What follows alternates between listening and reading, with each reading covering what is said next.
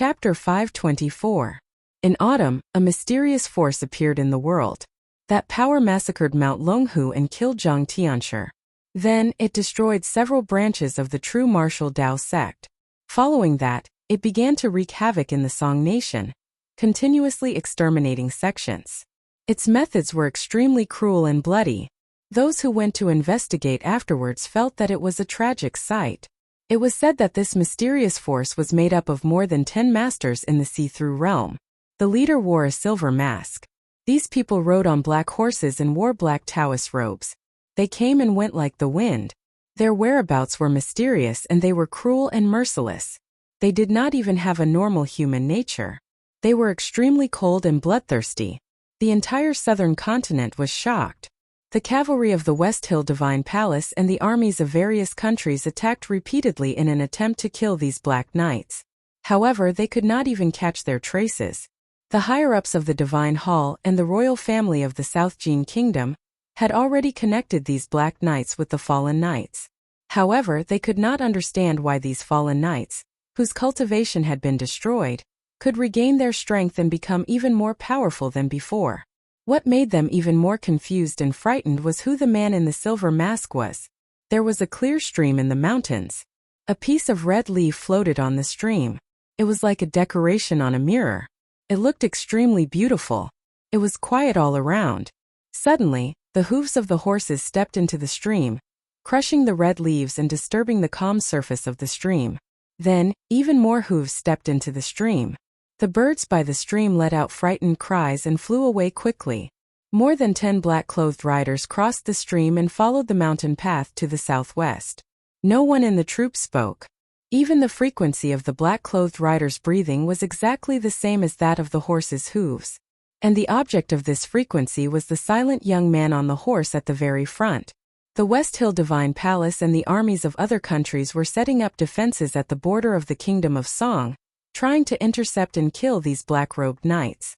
No one would have thought that these black-robed knights could easily pass through several interception lines and come to the Qingling Mountains in the southwest of the South Jin Kingdom.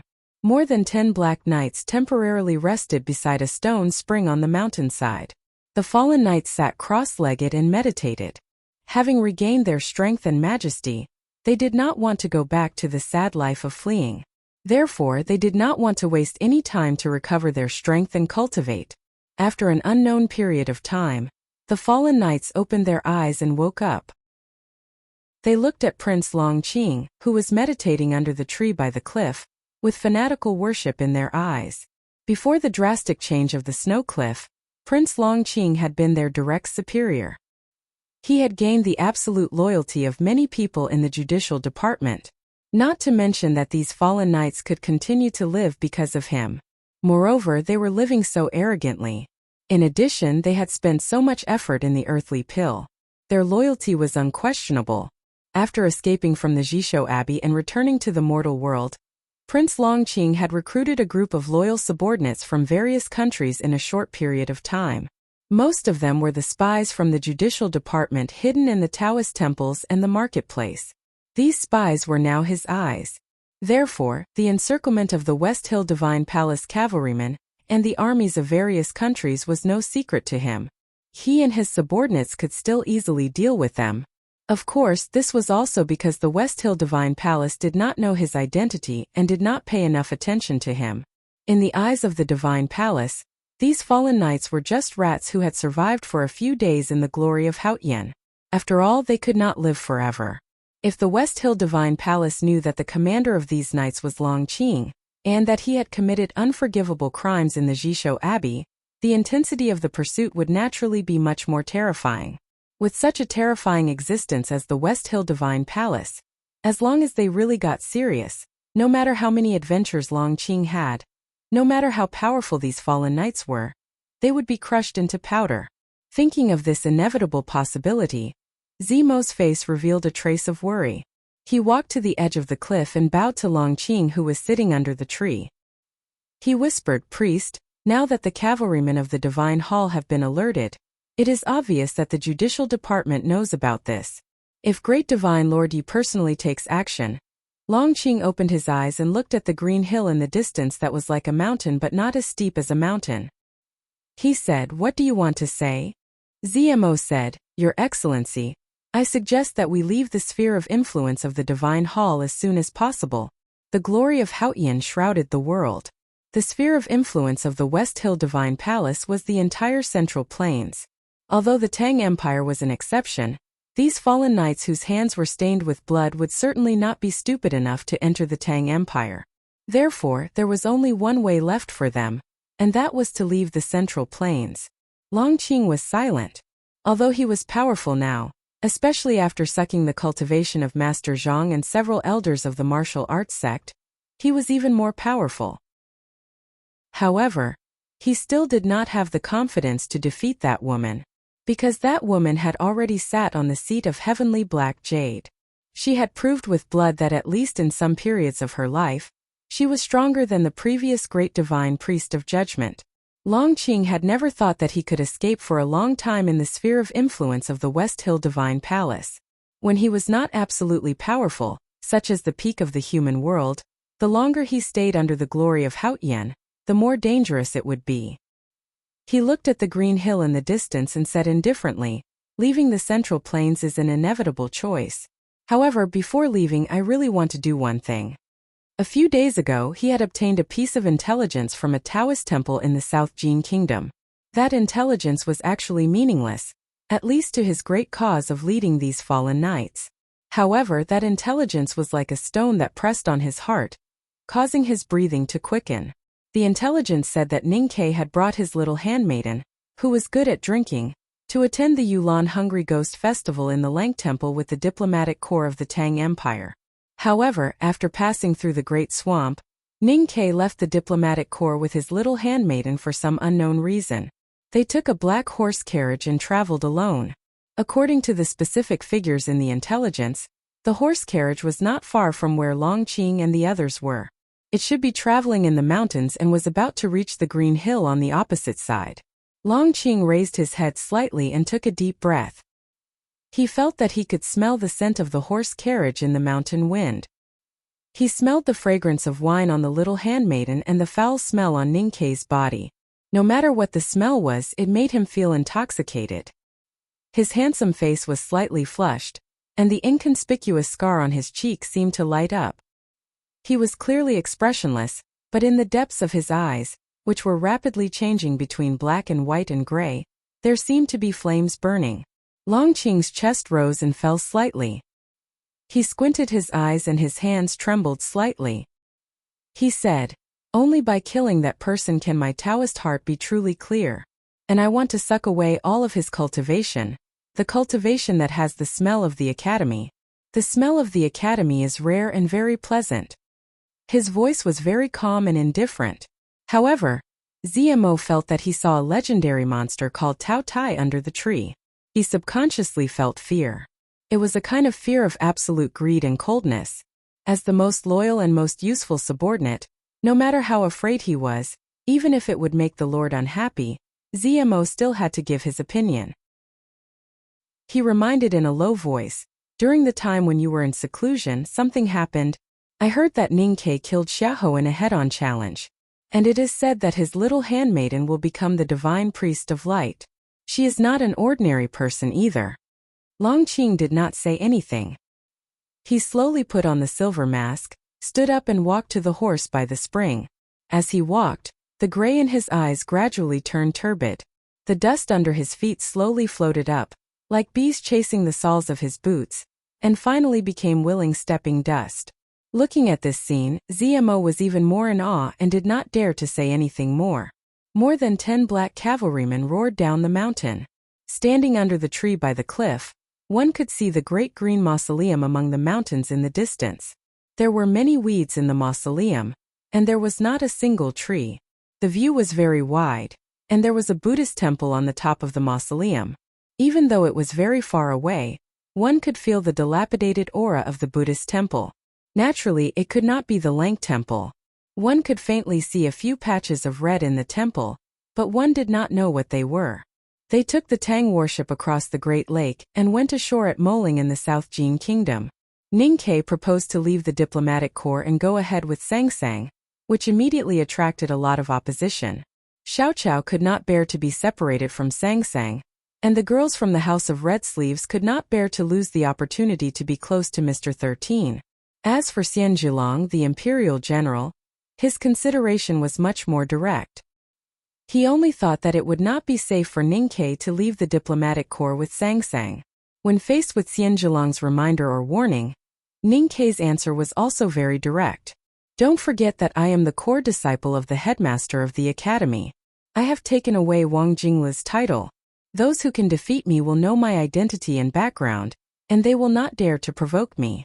Those who are blinded by passion and dare to provoke me will not be able to defeat me. Xian Zhilong found that Ning-Ke's words were very correct, so correct that there was no way to refute it. In this world, those who could defeat Ning-Ke must be those grand cultivators in the knowing destiny state. Grand cultivators had their own sex and inheritances. How would they dare to provoke Ning-Ke and risk the academy's wrath? Therefore, Ning-Ke bought a lot of liquor at Moling Ferry and arranged for the diplomatic corps to visit the South Jin Kingdom government. After settling the matters of entering the state cities, Ning-Ke and Sang-Sang left the diplomatic corps in a black horse carriage. The reason why Ning-Ke had to leave the diplomatic corps and travel alone was because he was worried about Song-Song's illness. Although Song-Song's illness did not seem to worsen, it did not seem to be getting better either. Since the headmaster of the academy said that the Lang Temple could cure Song-Song's illness, Ning-Ke naturally had to go to the Lang Temple as soon as possible. The black horse carriage left the South Jin Kingdom's official road at Moling Ferry and followed the roads between the state cities, heading southeast. It drove on a simple mountain road in the remote mountains and crossed rivers and streams. It did not deliberately hide its whereabouts, nor did it interact with the world. It just focused on rushing on the road in silence. As time passed, the sound of the carriage became more urgent. The autumn leaves on the top of the mountain gradually turned red, and the autumn wind on the mountain road gradually became cold. They were getting closer to the Lang Temple. Perhaps it was because they were getting closer to the Lang Temple, the world gradually became more Buddhist. Occasionally they could see a few temples on the road. Although they were not as prosperous as the Taoist temples, they were not lacking in popularity. One day there was a sudden autumn rain. The autumn sky and the rain became increasingly gloomy. However, the maple tree in the broken temple on the Qingling Hill became increasingly red. Ning-Ke put down the curtain and looked at Sang-Sang, who was lying on his knees. He looked at the tired expression on her face and said, "There is a temple in the mountain, and the scenery is not bad." Chapter 1. The next chapter will come out before 11 o'clock. To be continued. If you like this work, please come to Qidian.com to vote for me. Your support is my greatest motivation. Chapter 525. The dilapidated temple had a horizontal board on the door, on which the word Red Lotus was written. Ning-Ke did not expect that such a remote mountain temple would have an official name. When he helped Sang-Sang into the temple and saw the blood-red autumn maple trees in the courtyard, he understood the reason. The rain was dripping, and the temple was filled with a slight dampness. Ning-Ke found the monks in the temple and took out the banknotes, saying that he would stay here for the night, and that his wife preferred peace and quiet, so she did not want to listen to other sounds. The two monks did not understand at first, and they were not willing to leave the temple in the rain. But when they saw the amount on the banknotes, they suddenly became understanding. The Red Lotus Temple was very shabby, and there was nothing valuable. Even the statues of arhats in the main hall were made of mud. They were not as important as the banknotes, so there was no need to care about them. The two monks boiled a pot of water and left some daily necessities for Ning Quebec. They told Ning-Ke that there were a few acres of monk fields at the foot of the mountain, and where they would live. Then they left the temple under a broken umbrella. It was still early, but Ning-Ke was a little hungry since he did not have anything to eat on the journey. He went to the back kitchen of the temple and tasted a few plates of vegetarian dishes prepared by the monks. He felt that they tasted ordinary, so he took out a big bag of dried meat from his luggage and pinched 2 handfuls of ginseng roots, throwing them into the pot to make a big pot of meat soup. When the soup cooled down, he carefully fed a small bowl to Sang-Sang and soaked his rice with the meat soup. Then he fished out the ginseng fragrant pieces from the pot and threw them outside the threshold. The big black horse smelled the ginseng fragrance and came over curiously. He lowered his head and sniffed the meat, but found that it was not fresh meat, and it was made of ginseng roots instead of whole ginseng. So he walked away disappointedly and went to the maple tree to hide from the rain. Ninkei was a little annoyed and scolded. The ginseng and gnomes that 11th brother gave us are almost all gone. If you are still as picky as an old bull, be careful that you will starve on the road. The big black horse ignored him and raised his head to smell the fragrance of the maple tree. He thought proudly that even though he was a fool, he was also a fool of the academy. Even if he did not want to eat the food of the world, he still wanted to pursue the state of eating wind and drinking dew. Song Song's illness was a little serious, and the cold aura in her body was very annoying. However, it was not as terrible as the time in Chang, and even though she had an attack, maybe it was because of her successful cultivation of divine skill, or because she had been soaking in liquor for days. She just looked sick and listless, and she felt tired easily. Ninkei scooped up another piece of meat, poked it with chopsticks and then mixed it into the rice. Sang Sang took the bowl and ate it with great effort. After drinking half of the liquor today, she suddenly looked much more energetic. Bear with it. We will reach the Lang Temple in about 4 days. In order to make a fire at night to keep warm, Ninkei carried 2 large pieces of firewood and sat on the threshold. He lowered his head and chopped. He thought that although the black horse carriage was comfortable, it would inevitably be a little bumpy. If they met a good inn on the road, he should let Sang Sang rest more. Sang Sang lay on the monk bed with the quilt covering her lower body. She looked at Ninkei, who was busy, and suddenly thought of the days many years ago. At that time it was not her who cooked and chopped firewood at home, but him. Feeling her gaze, Ninkei looked back into the room. He looked at the tired expression on her slightly tanned face and said seriously, "I don't know why the headmaster can't cure your illness, but I believe what he said. The elders in the Lang Temple can definitely cure you, so don't worry." Sang Sang softly nodded.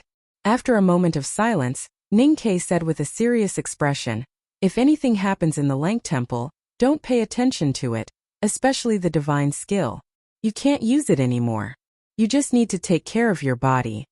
Sang Sang lowered her head in silence and did not respond softly for a long time. Ninkei knew that this request did not mean anything to her. If he really encountered any danger, she would not care about her body. He could not help but shake his head speechlessly. Just like in the past 16 years, he could never win against his little handmaiden, no matter in any aspect. After resting for a while, Sang Sang felt a little better. She looked at the beautiful maple trees in the temple courtyard through the door, and her eyes revealed a happy expression. Since she was sick, Ninkei had been paying attention to the slightest change in her expression. He looked at her eyes and felt slightly relieved.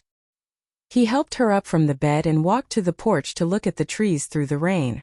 The Red Lotus Temple was really dilapidated. Several temple walls had collapsed, and even the stone steps at the main door had not been leveled for many years. Ninkei really stopped the horse carriage in the courtyard. At this time the autumn rain was bleak and the red maple trees were like fire. The black horse carriage stopped under the maple trees. Ninkei naturally thought of a poem and recited, "Stop and sit in the maple forest at night. The maple leaves are red." He was born early and came early. Many of his memories had long been blurred or even disappeared. There were only some very basic things that were hard to forget. He could not remember much of the poem, but he could not forget the content of the text. However, at this time, he and everyone in the world did not know that he had remembered the frost leaves as maple leaves.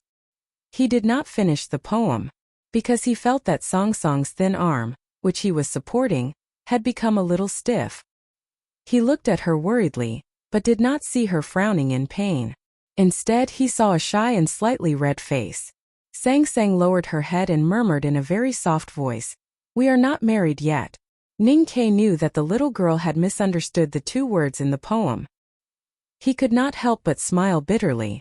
Then he remembered that many years ago, there seemed to be a little boy in the classroom who used the 2 words in the poem to flirt with other little girls. He could not help but be slightly startled and felt as if it had been a lifetime ago. However, he did not understand that it was really a lifetime ago. After a moment, he woke up from this rare emotion. He reached out his hand and touched Song Song's face, saying, "What's the difference whether we are married or not? You and I can't be separated in this life." Sang Sang raised her head and softly said, "I am worried that there is a difference." Ning Ke was slightly surprised and asked, "What difference can there be?" Sang Sang whispered, "They all say, if we are really together we will not like each other, at least not as much as before." Ning Ke said with slight annoyance, "Where did this come from?" "It's all because of that girl Xiao Qiao.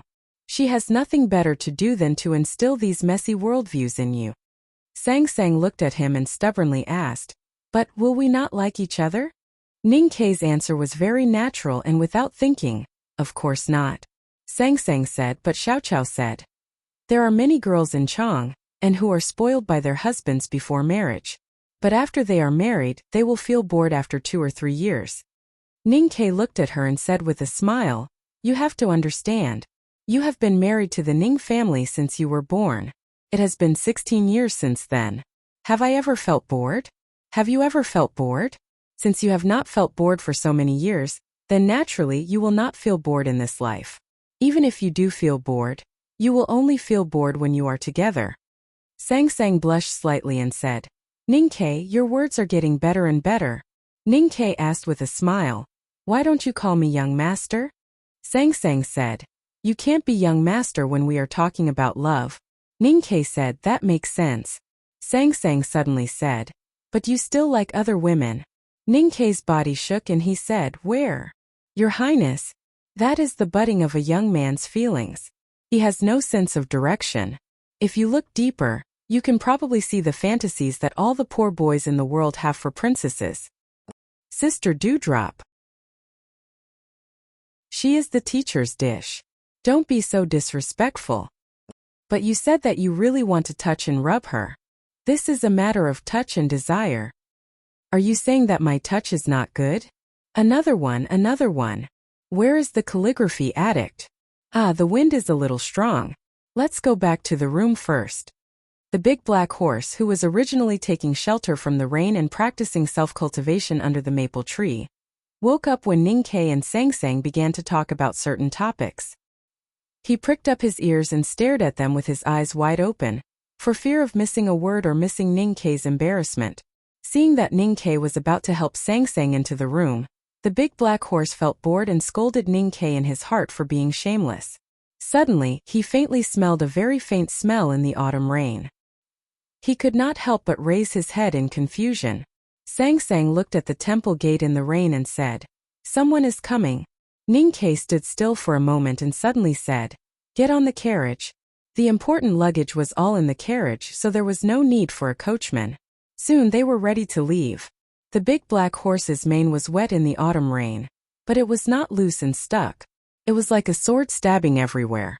It was very irritable at this time, because it confirmed that the faint smell in the rain was the smell of blood. It had never smelled such a strong and extremely cold smell of blood, not even on the battlefield. In the autumn rain came the hurried sound of horse hooves.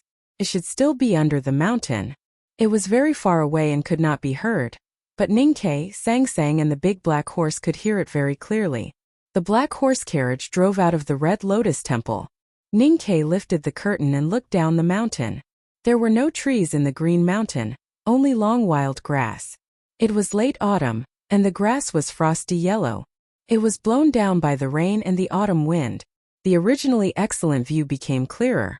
The autumn rain was not dense, but it could not block people's sight. They saw more than 10 black riders moving along the 3 mountain roads at a high speed. The people on the black horses wore black Taoist robes. Their bodies were dark, as if the night had come to this world earlier than the day. It was full of chilling and gloomy atmosphere. These black riders were as fast as lightning. The horses' hooves broke the mud on the road, and the Taoist robes broke the fine rain. Ning Ke looked through the window and remained silent, confirming that it was too late to leave. The big black horse neighed restlessly and kicked the accumulated rain on the ground impatiently, as if it wanted to rush and kill.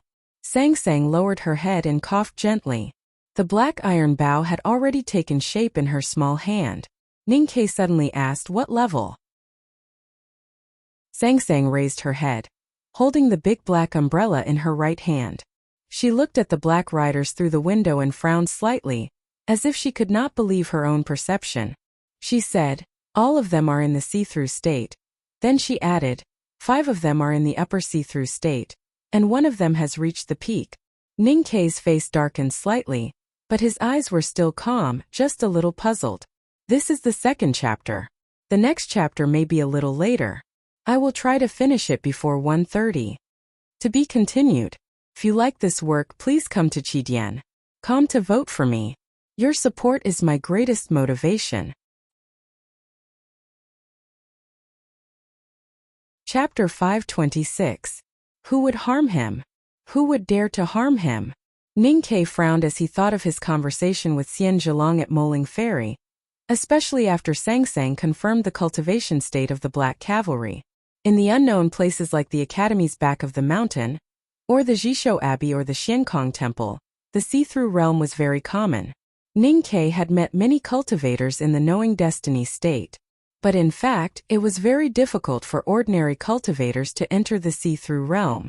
The masters in the see-through realm in ordinary sects, even if they were not the sect masters, must be extremely important figures. It was impossible for there to be too many of them. Now the dozen Black Cavalry on the mountain road were all cultivators in the see-through realm, and there were even masters at the peak of the see-through realm. This surprised Ning Quebec. He could not think of anyone else in this area besides the Lank Temple who could have so many masters. Of course, the Black Cavalry could not be monks from the Lank Temple because they wore black Taoist robes. Moreover, Ning Kei sensed some familiar killing aura from them, so he was sure that they were soldiers, or at least they had lived in a military camp. Could they be from the South Jin Kingdom? Ning Kei's gaze fell on the approaching Black Cavalry through the window. Suddenly, he raised his eyebrows and said, "They are not from the South Jin Kingdom. I smell a disgusting smell." Sang Sang asked, "What smell?" Ning Kei said, "The unique smell of corruption from the West Hill Divine Palace. Even if there is a lot of quietus in their aura, there is still no way to cover up the smell." After confirming the possible origin of the enemy, he no longer hesitated. He took the iron bow and talisman arrow from Sang Sang, pushed open the skylight at the top of the carriage and stood up. The autumn rain continued. Ning Kei pushed open the skylight and stood up. The chilly rain, accompanied by the chilly autumn wind, blew on his face, but it could not change his expression at all. He looked calm, put an arrow on the bow, and slowly pulled the bowstring. The iron bow gradually bent, and the bowstring made a squeaking sound, but the bow and the bowstring did not tremble at all. The dark talisman arrow, containing great power, silently rested on the bow. The arrowhead aimed at the Black Cavalry running at high speed on the mountain path, as if it would be shot in the next moment. The primordial 13 arrows, created by combining the wisdom of the Academy and the resources of the Tang Empire, was undoubtedly the most powerful long-range weapon in the cultivation world in the past century. To some extent, it had even surpassed the flying swords of grand cultivators in the knowing destiny state. Magical weapons had their own souls. This iron bow and talisman arrow had once killed Long Qing and injured Yi Hongyu. It was also stained with Xiaoho's blood. At this moment it was ready to be shot. Even the autumn rain around the horse carriage seemed to be afraid and slowed down a bit. There was still a long distance between the temple and the Black Cavalry on the mountain path. Ning Kei had locked their breaths with the talisman arrow in advance. As a master in the see-through state, the Black Cavalry should have felt the danger and had great fear. However, what made Ning Kei feel cold was that the Black Cavalry did not seem to feel the danger at all. They still maintained a complete formation and a murderous aura. The horses' hooves were flying, splashing the mud on the mountain path like flowers, and the layers of rain were constantly broken. Only a truly cold and confident person could do this. The autumn rain gradually became heavier, and the curtain of rain gradually became thicker. The raindrops hit Ning Kei's face one by one, and fell on the dark and sharp arrowhead, but could not shake him in the Bow Mountain. After the skylight was pushed open, the autumn rain mixed with coldness seeped into the carriage. Before Ning Kei stood up, he used his feet to kick a quilt to cover Sang Sang. However, Sang Sang saw that he did not shoot the talisman arrow for a long time, and knew that something was wrong. She lifted the quilt and stood up. Out of the corner of his eye, Ning-Ke looked at her pale little face and her haggard eyebrows. He slightly frowned and said, "Lie down. We'll talk when you can't hold on." He did not say that he did not need her in this battle, because he faintly felt that today's battle would be very dangerous. During the battle, even if it was a white lie, it would bring disaster to both of them. Sang Sang did not listen to him. She stood up with some difficulty, coughed softly and squeezed past him. She stood out of the skylight and opened the big black umbrella with a swoosh. If she really couldn't hold on, then she should open the big black umbrella. The big black umbrella kept the autumn rain outside, and Sang Sang used her sleeves to wipe the rain off Ning-Ke's face. This was not the warmth before the battle, but she would not let any small factor affect Ning-Ke's battle. Bean-like water droplets kept falling on the thick surface of the black umbrella, making a puffing sound. Ning-Ke's face was shrouded in the umbrella's shadow, and looked more and more solemn. After a period of time, more than a dozen black cavalrymen had galloped past the mountainside and would arrive at the temple in a moment. However, Ning-Ke did not shoot the talisman arrow, because he faintly felt that there was something wrong. The other side seemed to be waiting for him to shoot. The black cavalrymen on the mountain road were very strong, but at this distance, even a master in the see-through realm could not avoid the primordial 13 arrows. Ning-Ke had absolute confidence in this, so he was not afraid at all when Sang Sang confirmed the enemy's state. As a person from the academy who entered the human realm, no matter how humble he was, he knew that anyone who dared to kill him must have a full understanding of his fighting methods and style in advance. In other words, the black cavalrymen on the mountain road knew very well that once he shot the arrows they would die. However, they seemed to be fearless, which could only mean that these black cavalrymen were courting death. It was such a difficult thing to cultivate to the see-through realm. Other than faith and true love, what else was worth courting death for? Ning-Ke pondered silently. He only knew that these enemies were willing to pay such a terrible price, so they must be covering up the more terrible real killing intent. Holding the big black umbrella in her small hand, Sang Sang suddenly frowned and said, "Someone is coming again." Ning-Ke looked at the approaching black cavalryman on the mountain road and said, "Find him." Holding the umbrella, Song Song's hand trembled slightly. She frowned painfully and said in a low voice, "I'm not sure." Ning-Ke squinted his eyes, and a drop of rain slid down his cheek. Even with the cover of the autumn rain, no matter how skillful one's body movement was, it could not avoid Song Song's perception. Sang Sang said that she was not sure, which meant one thing. The real hidden enemy was at least a grand cultivator in the knowing destiny state. The black cavalrymen were approaching, and for the first time, Ning-Ke and Sang Sang could really hear the sound of hooves like a storm. The big black horse no longer neighed, but just coldly looked at the strong figures of its kind. Its black eyes were bursting with a strong desire to fight and a manic mood of destruction. They could vaguely see the faces of the people on the horses, but Ning-Ke was not as agitated as the big black horse. He still maintained a terrible calmness and did not shoot the talisman arrow on the iron bow. The powerhouse in the knowing destiny state hiding in the autumn rain must have hoped that Ning-Ke could shoot all the iron arrows in the box. Even if he didn't, the powerhouse in the knowing destiny state would find a chance to kill him when Ning-Ke focused on killing the black cavalryman. If he focused on the strong knowing destiny state, he would not be able to stop the black cavalrymen from coming to the temple. At that time, the power of the primordial 13 arrows would be greatly reduced. In the case of close combat, Ning-Ke did not have much confidence to fight against more than a dozen strong see-through state and a strong knowing destiny state. Or rather, he had no confidence at all. The rain kept hitting the big black umbrella, making muffled sounds. It gradually mixed with the dense hooves not far away, bringing a strange and tense atmosphere to the ruined temple. Sang Sang held the handle of the big black umbrella harder and harder until it trembled. Then she coughed painfully. Her originally dark face became paler and blood dripped from the corner of her mouth. Ning-Ke's heart suddenly tightened, but he said nothing and did not stop her. A pure light suddenly flashed in the depths of Song Song's glass-like eyes, like lightning. Then she closed her eyes tightly and said two extremely complicated numbers. Ning-Ke suddenly turned around. The dark sharp arrowhead left a line of rain in the air.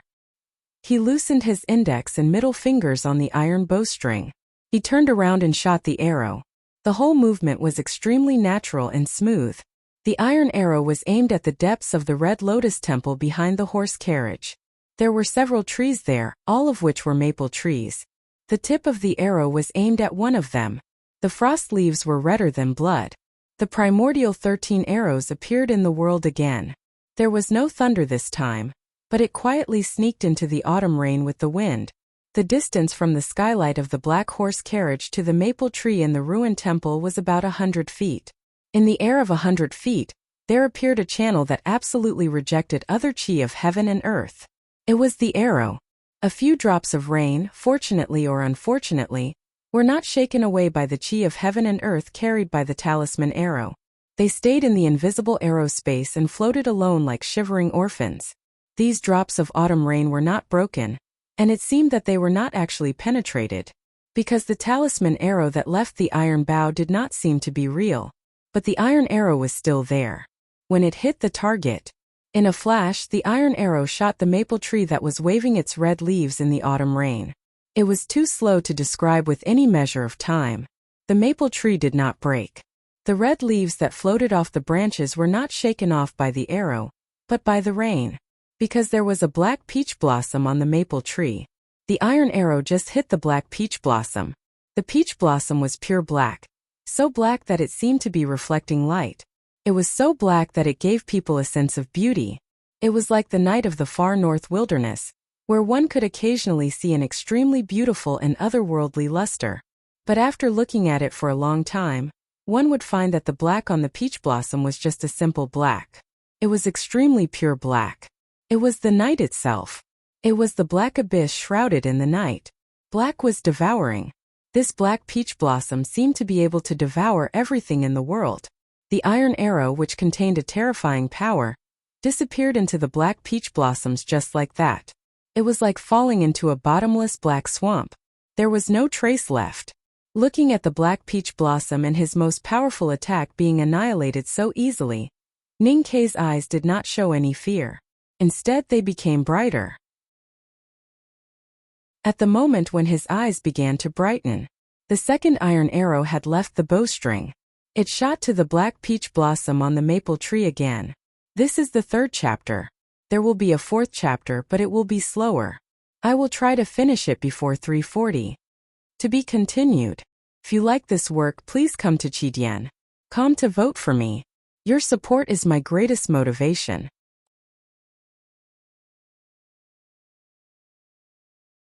Chapter 527.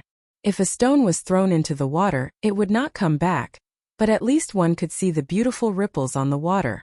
If a dog was thrown with a meat bun, it would not come back, but at least the dog would bark after eating the meat bun. However, the first iron arrow that Ning Kei shot did not have any reaction after entering the black peach blossom. It had been prepared for a long time, and it could even be said to be the most powerful attack to kill. But the enemy easily dissolved it. If it was an ordinary person, he might feel desperate upon seeing such a scene. Ning Kei did not have such a feeling. The powerhouse in the knowing destiny state had been hiding in the dark, trying to distract his attention with the dozens of black cavalries on the mountain road, or to consume the iron arrows in his box. This meant that the person was afraid of the primordial 13 arrows. In this case, this arrow must have been effective. In addition to the rational analysis, what made him still confident was the distinct characteristics of the academy, and the pride and confidence that the longer he stayed with the headmaster of the academy, the more unshakable he became. The primordial 13 arrows were the collective wisdom of the academy. Ning Kei firmly believed that no one in the world could ignore its power. Even super powerhouses like the Sage of Sword, Liu Bai, the great divine priest of West Hill, or second brother could not quietly dissolve the iron arrow. In the spring 2 years ago, the talisman arrow was just made. Ning Kei shot it for the first time, and second brother waved his sleeves to block it. His sleeves were almost torn by the iron arrow. Even if the person hiding behind the maple tree was a powerhouse in the knowing destiny state, he was nothing compared to second brother. How could he dissolve the iron arrow so easily? The black peach blossom on the maple tree seemed to swallow the iron arrow like an endless abyss. It did not seem to be affected at all. But Ning Kei was sure that the opponent must have paid the price and been hurt. But he could not see it, but it did not mean that it did not exist. Therefore, he did not hesitate and shot the second iron arrow without stopping. The iron arrow broke through the air, shot into the black peach blossom, and disappeared again. The trunk of the maple tree, which was wet by the autumn rain, trembled a little. Other than that, there was no other change. Ninkei looked calm, without fear or despair in his eyes. He shot the third iron arrow. The iron arrow disappeared in the black peach blossom again. This time the wet maple tree shook more violently. Pieces of red leaves fell from the branches and fell to the ground with the autumn wind. Ninkei shot another arrow. The black peach blossom finally changed. The shapeless black petals condensed from the pure aura of heaven and earth trembled, and the edges of the petals showed signs of withering, as if they were going to fall off together with the red leaves. Ninkei shot the fifth iron arrow. The sharp arrowhead pierced into one of the petals of the black peach blossom. This time it finally hit its body. An extremely deep crack appeared on one of the petals of the black peach blossom. A loud bang resounded. The black peach blossoms disappeared without a trace. The hard maple tree bore the remaining power of the iron arrow head-on. How could it withstand it? In an instant a huge hole was blasted in the tree, and with a cracking sound it was snapped in two. The dense red leaves of the maple tree were shattered into countless shreds by the aura of the arrow. They scattered into the air in the courtyard of the temple, and then were splashed onto the ground by the dense autumn rain. The shreds of maple leaves dyed the autumn rain blood and fell on the ground, on the broken maple tree, on the man behind the maple tree, and on the silver mask on his face. The silver mask covered half of the young man's face. Only half of his face was exposed, but it could still be imagined that he was handsome. However, at this time, his body was stained with blood like rain, and he looked a little miserable. Looking at the man behind the maple tree, Ninkei and Sang couldn't help showing a shocked expression. In the house by the Yanming Lake, Yi Hongyu had mentioned once intentionally or unintentionally that this man might still be alive. But they did not pay attention to it because even if he was still alive, he must have been disabled. However, this man was actually still alive and he was even more powerful than before. "I can't believe you are still alive." Ninkei looked at the young man in black Taoist robe in the autumn rain. He could not help but be a little absent-minded as he thought of the continuous fights and hatred with this man over the years. The half of Long Qing's face outside the silver mask was extremely pale, almost without a trace of blood, as if he had not seen the sun for a long time. A very thin trace of blood slowly flowed from the corner of his mouth. Ninkei did not hesitate and fiercely shot 5 primordial 13 arrows consecutively, and finally left an indelible mark on his natal peach blossom. Of course, he was also seriously injured. Long Qing had encountered many adventures, entered the knowing destiny state, defeated many heads of cultivation sects in the world, and strengthened his psyche power with the gray eye skill. At this time there was no doubt that he was at his best stage. He was confident that he could defeat Ninkei, but he did not expect that he would be injured as soon as they met. He did not expect that Ninkei would ignore the threat of more than a dozen black cavalrymen and fight with him, as if he was gambling with his life. In addition, there was a more important reason. After entering the knowing destiny state, one could really understand the real law of the flow of the aura of heaven and earth. If he wanted to avoid Ninkei's primordial 13 arrows, there should be a better way. Just like Yi Hongyu, who entered the knowing destiny state on the snow cliff, although she might also be embarrassed, she should be less injured. But Long Qing did not want to hide. The first half of his life was destroyed by an iron arrow. Now that he was reborn, he seemed to be unparalleled in the world. However, the horrible power of the primordial 13 arrows was still a shadow in his Taoist heart. If he could not defeat the primordial 13 arrows, he could not really erase the shadow, and he could not really feel the power of pride. This kind of emotion was so strong, and this kind of desire was so unstoppable that he couldn't restrain his impulse. He wanted to try and see if he could block that iron arrow head-on. He did, and he did block it. Long Qing felt an extremely spicy breath reverberating in his chest, and even his eyes became sore. He looked at Ninkei on the horse carriage and was about to say something, but his expression suddenly changed. When he saw Long Qing reappear in front of him, Ninkei was indeed a little absent-minded. If he had time to sigh, he might have many complicated emotions. But he was a professional soldier, a standard fighter, and a woodcutter by the Juju Lake. Before he was sure that he had killed or completely defeated a powerful enemy, he did not allow himself to have any time to sigh. He thought that it was suicide to be sad at this time. Did they have to bow to each other, ask each other about what happened after they parted, ask about each other's well-being, and reminisce about the past before fighting? Ning Ke and Yi Hongyu both looked down on such idiots. In their eyes, Prince Longqing and many powerful cultivators were all idiots. Since they were idiots, why should they live? Just when Prince Longqing was feeling emotional, touched, sad and sentimental, and was about to say something to Ning Ke to show his pride and strength, just when his eyes were sore and his lips were about to separate, Ning Ke once again pulled the bow and arrow before he could say a word.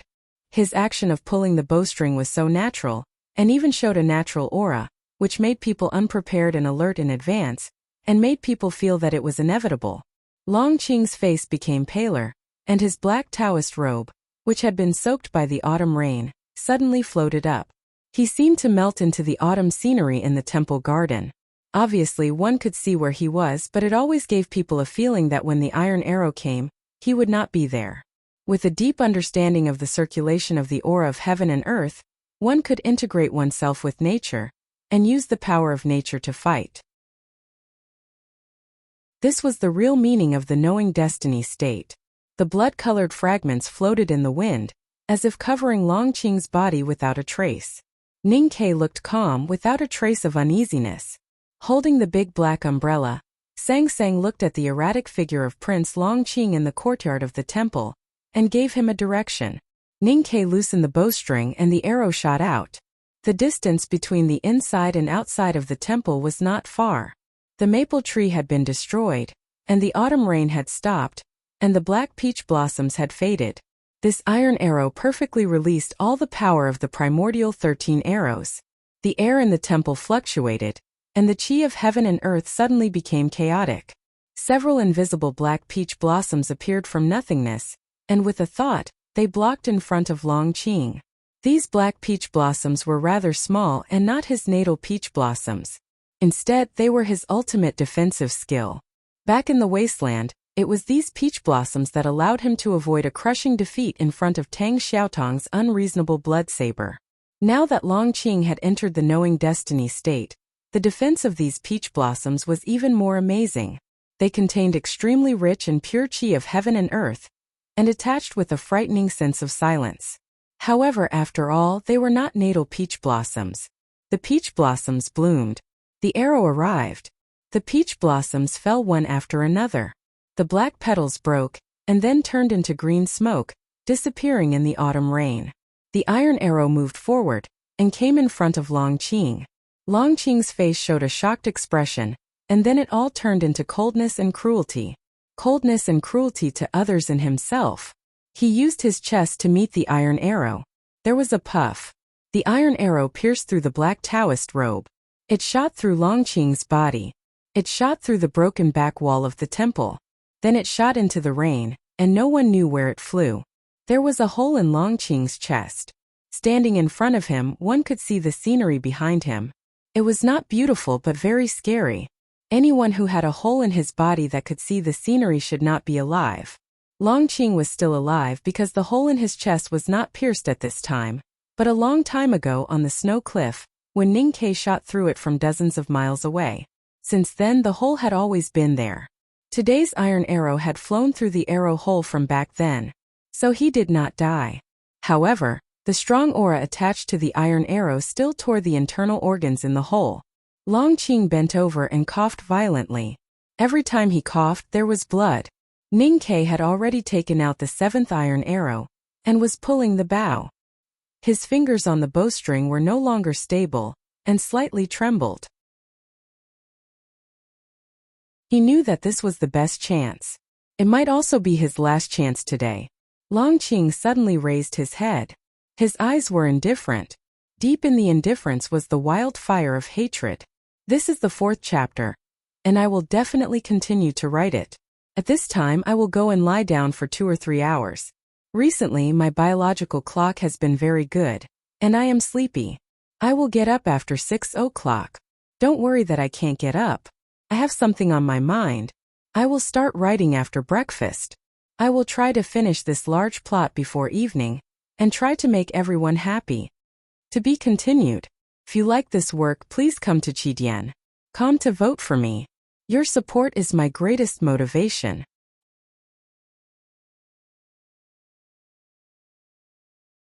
Chapter 528. In the autumn rain, the Red Lotus Temple on the Green Mountain suddenly became solemn. Longqing waved his sleeves in the rain. His sleeves danced lightly, and the wind and rain blew. This flick contained his absolute fury. This anger came from the arrow hole in his chest, the years of humiliation, pain, and despair. It was also because of the huge gap between the beginning of today's battle and his imagination. In his imagination, he was gifted with unique skills, inherited the amazing cultivation of the half-man Taoist, and had entered the knowing destiny state with the help of the heavenly power pill. Moreover, he was far from an ordinary knowing destiny state cultivator. Today, when he returned to the world, he should walk out and defeat Ning Ke easily, making this enemy who had brought him endless darkness fall into despair. However, who would have thought that from the beginning of the battle, he had always been at a disadvantage. To be exact, he had been in a passive and humble position, without any chance to fight back. His domineering cultivation of the knowing destiny state had not been shown at all, and he had been seriously injured. After dodging 6 primordial 13 arrows by a hair's breadth, there was still 1 arrow on the iron bowstring. After 7 arrows, Longqing was suppressed to the point of suffering. He was humiliated to the extreme but also angry to the extreme. This seemingly simple flick of the sleeve contained the anger that had been suppressed for a long time, and the fighting spirit that had been suppressed to the extreme. Once it was unleashed, its power was astonishing. The rain on the broken stone steps of the Red Lotus Temple was suddenly swept away. Countless water droplets were swept into the sleeve wind, and then attacked the black carriage wantonly. The majestic and violent chi of heaven and earth, mixed with the rain, seemed to be no slower than the primordial 13 arrows. Every drop of rain seemed to have become a feather arrow or a hard stone. What made Ning Ke feel inexplicably scared was that the water droplets that were rushing toward him seemed to be painted with a touch of light black under the clear light of the rain, revealing a strange sense of danger. Ning Ke groaned and shot the 7th iron arrow. Then he pushed Sang Sang into the horse carriage as fast as he could. At this time, the sky full of black rain was in front of him.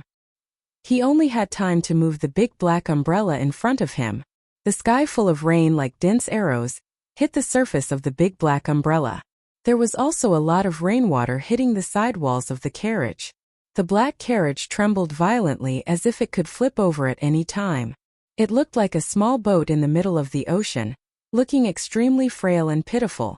The black rain was so dense that the big black umbrella could not completely block it no matter how big it was. Ning Ke did not notice that a few drops of rain floated into the carriage through the gap and fell on Sang Sang. He gripped the handle of the umbrella tightly, the joints of his right hand slightly pale, and blood dripped from the corner of his mouth. It had nothing to do with the black rain. It was because he had forcefully shot the 7th iron arrow, because he was in too much of a hurry, and because he was slightly afraid of the black rainwater. This arrow did not hit Longqing's body. The primordial 13 arrows consumed a lot of psyche power. When it was first developed, second brother once said that Ning Ke could only shoot a few arrows before he became weak. His current state of strength was far better than it was in the past, and he could have shot all 13 arrows. However, he shot 7 arrows in a row today without any pause in between, nor did he have a chance to rest and recover. It was like 7 consecutive lightning strikes in the rain clouds. Such a high-frequency and high-density shooting was a very terrifying thing. Even when he was fighting against Xia Ho at Yanming Lake last winter, he had never done this. Fortunately, his cultivation of the Great Spirit gradually strengthened his body after joining the devil. Otherwise, Ning Ke would collapse after shooting 7 iron arrows in a row. At this time, the muscles on his arm were still seriously injured, and there was a sharp pain in his right shoulder joint. It would be difficult for him to pull the iron bow in a short period of time. What chilled and shocked Prince Longqing the most was not the power of Ning Ke's primordial 13 arrows, nor was it Ning Ke's strong means and willpower in the battle. It was because he knew very well what kind of person his opponent was. He just could not understand why Ninkei's sixth iron arrow could hit him. If he had not humiliated himself by using the hole in his chest to avoid the arrow, he might have been seriously injured or even killed. However, he had already entered the realm of fighting in the knowing destiny state, and his whole body had become one with the surrounding nature. Ninkei's cultivation was only in the see-through state. How could he have been able to capture him? Longqing found that Ninkei still had many secrets. Perhaps those secrets were not with him but around him. For example, the little handmaiden who held the big black umbrella earlier. Longqing looked at Ninkei's wet but unchanged face. He said with a slightly strange expression, "You really are a monster." Ninkei looked at Longqing, who stood behind the stone steps, and looked at the hole in his chest. He said, "You are a monster." Longqing walked down the stone steps and said expressionlessly, "You are the same." Ninkei said, "You are welcome." Longqing said, "This time I will not be polite. It is your turn to die." Ninkei said, "Why do you say so?" Longqing looked at the iron bow in his hand and asked with a smile, "Can you still shoot?" Ninkei's heart gradually turned cold, but the smile on his face was more sincere. He said, "A gentleman has nothing to fight for, so he must shoot."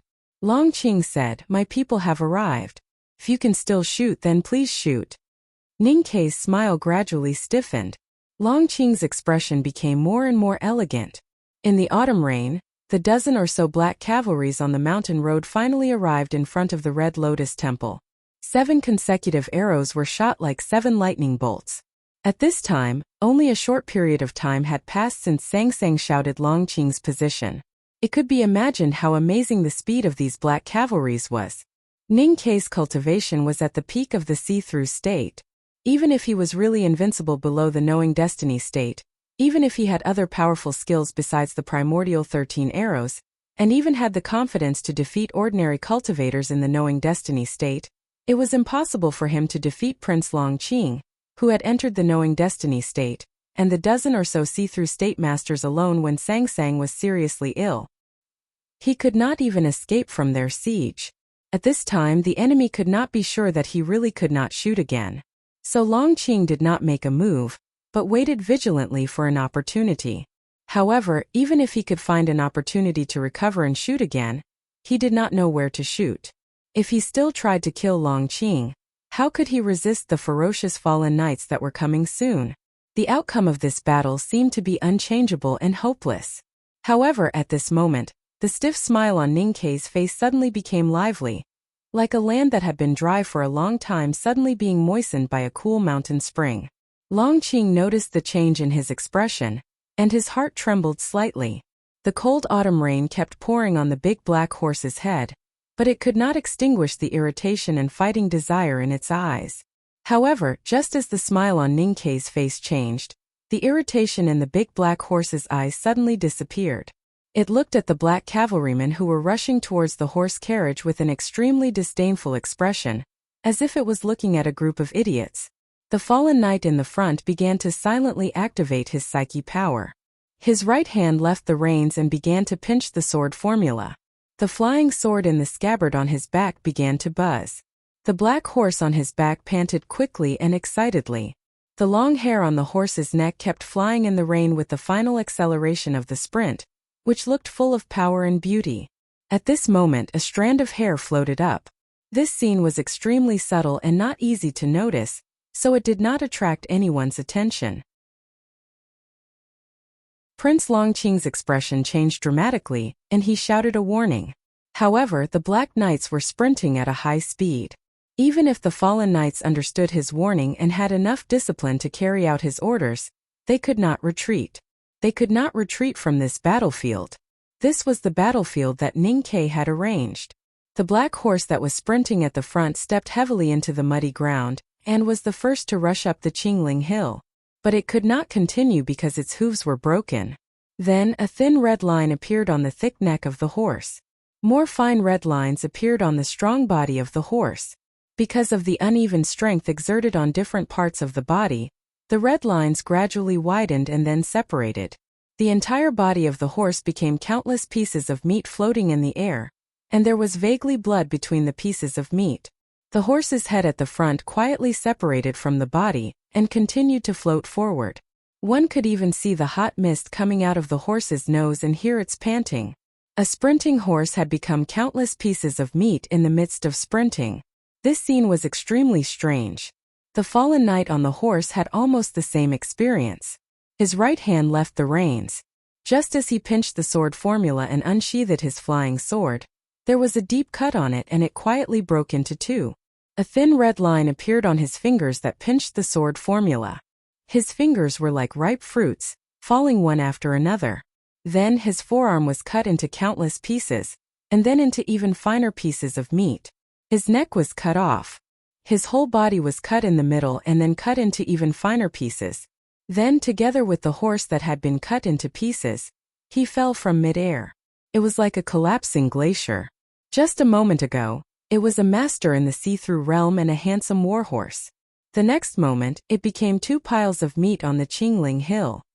Hearing Prince Longqing's warning, Zmo, as the strongest among the fallen knights, was the first to react.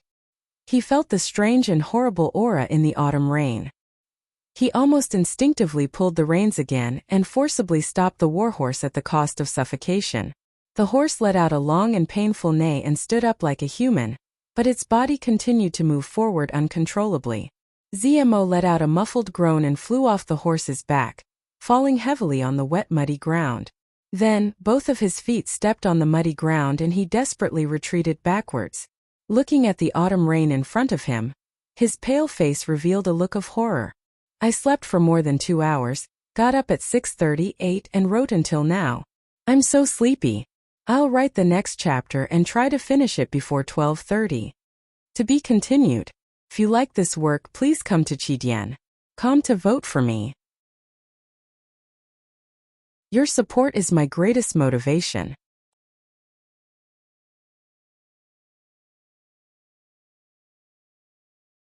Chapter 529. At this moment, the group of fallen knights showed the true level of a see-through realm master, especially the absolute importance of being cold and calm in battle. These fallen knights did not know what kind of danger was hidden in the black carriage in the autumn rain. But when Longqing's warning sounded, everyone except the knight who rushed at the front made the quickest and most correct reaction, just like Zmo. They abandoned their horses and crawled on the wet ground. They grabbed the ground with their hands and kicked their legs, desperately running away from the black carriage. They seemed to be able to do anything as long as they could put some distance between themselves and the black carriage. Even so, these fallen knights did not completely avoid the damage. Several horses that were running too fast rushed into the autumn rain, and were cut into pieces by the invisible force in the rain. Some of the knights' boots were shredded by invisible lines, while others had their entire calves cut off. The cut was smooth, as if there were white eyes in a red circle, which made them look even more disgusting. Miserable howls resounded in the autumn rain. Those invisible lines in the air seemed to have a mind of their own as they chased after and cut through everything. Zmo quickly retreated in the rain. He grabbed 2 of his slightly injured companions and threw them backwards with all his might. Just by delaying for a moment, the armor on his body had a few scratches that looked like it had been corroded. It seemed like it was about to collapse at any moment. He groaned and unsheathed his flying sword. It contained the pure chi of heaven and earth and flew in front of him. Light and shadow flashed, colliding with the invisible cutting force in the rain many times. The bright flying sword dimmed at a speed visible to the naked eye. It was very serious for a cultivator to have his natal flying sword dimmed and damaged. However, Zmo could not care so much at this time.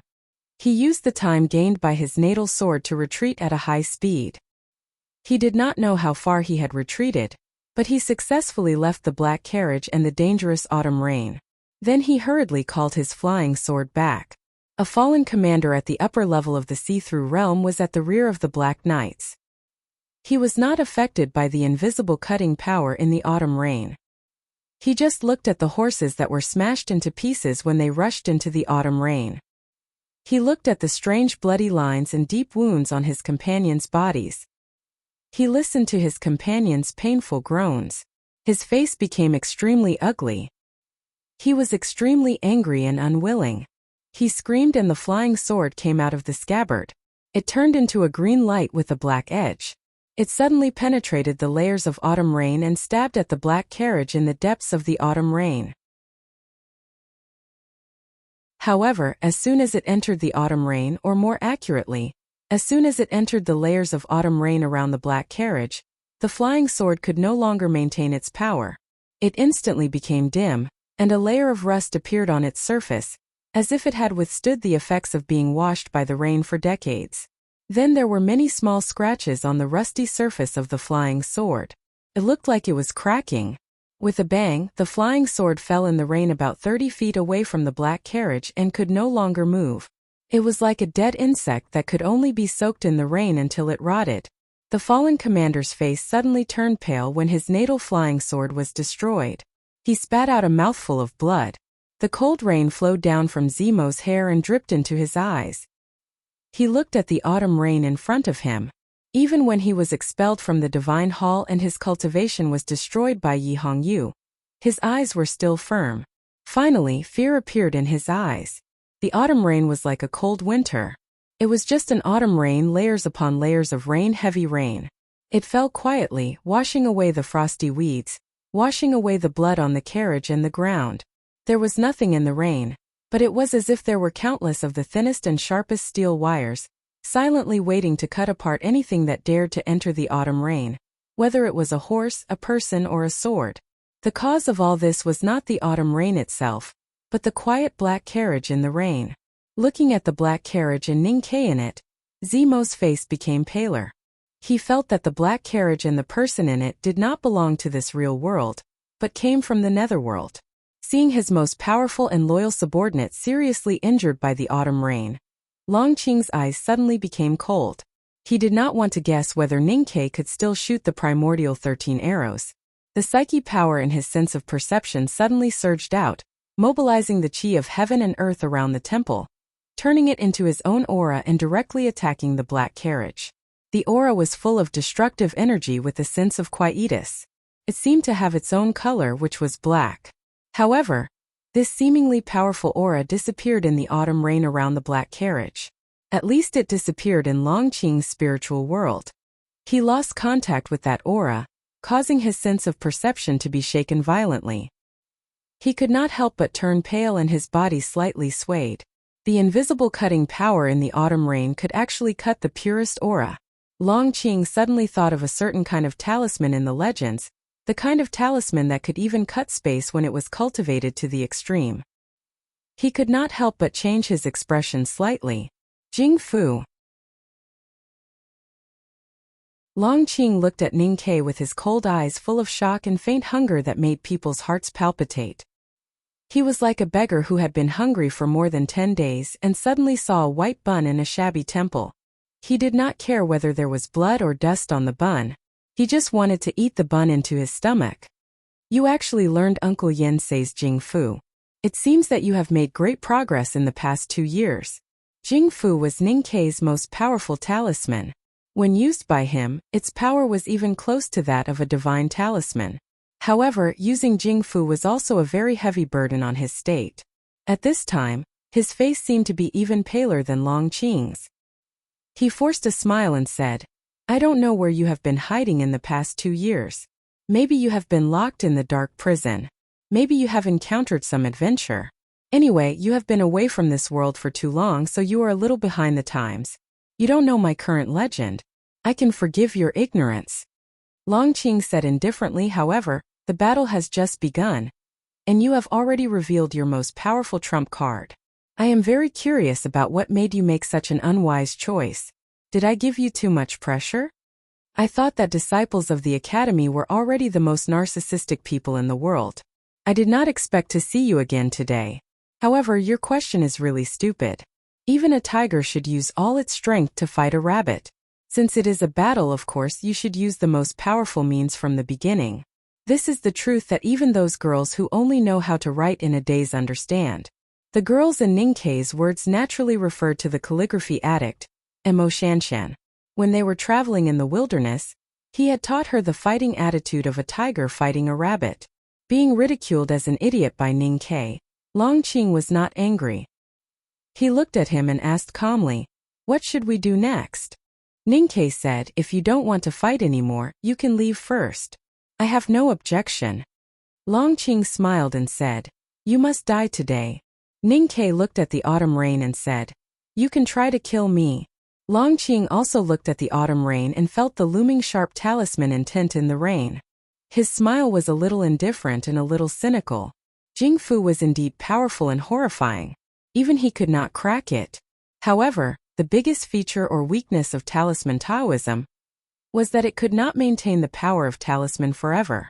As time went by with the wind, snow, rain, dew, frost, and snow in nature, it would gradually fade until it finally disappeared. Longqing put his right hand behind his back and pointed at the cold autumn rain with his left hand. He said with a smile, "When the rain stops, the talisman disappears, and the blue sky reappears, it will be the time of your death." Ninkei did not say anything. This made Longqing feel a little dissatisfied. He seriously repeated, "You can't escape today."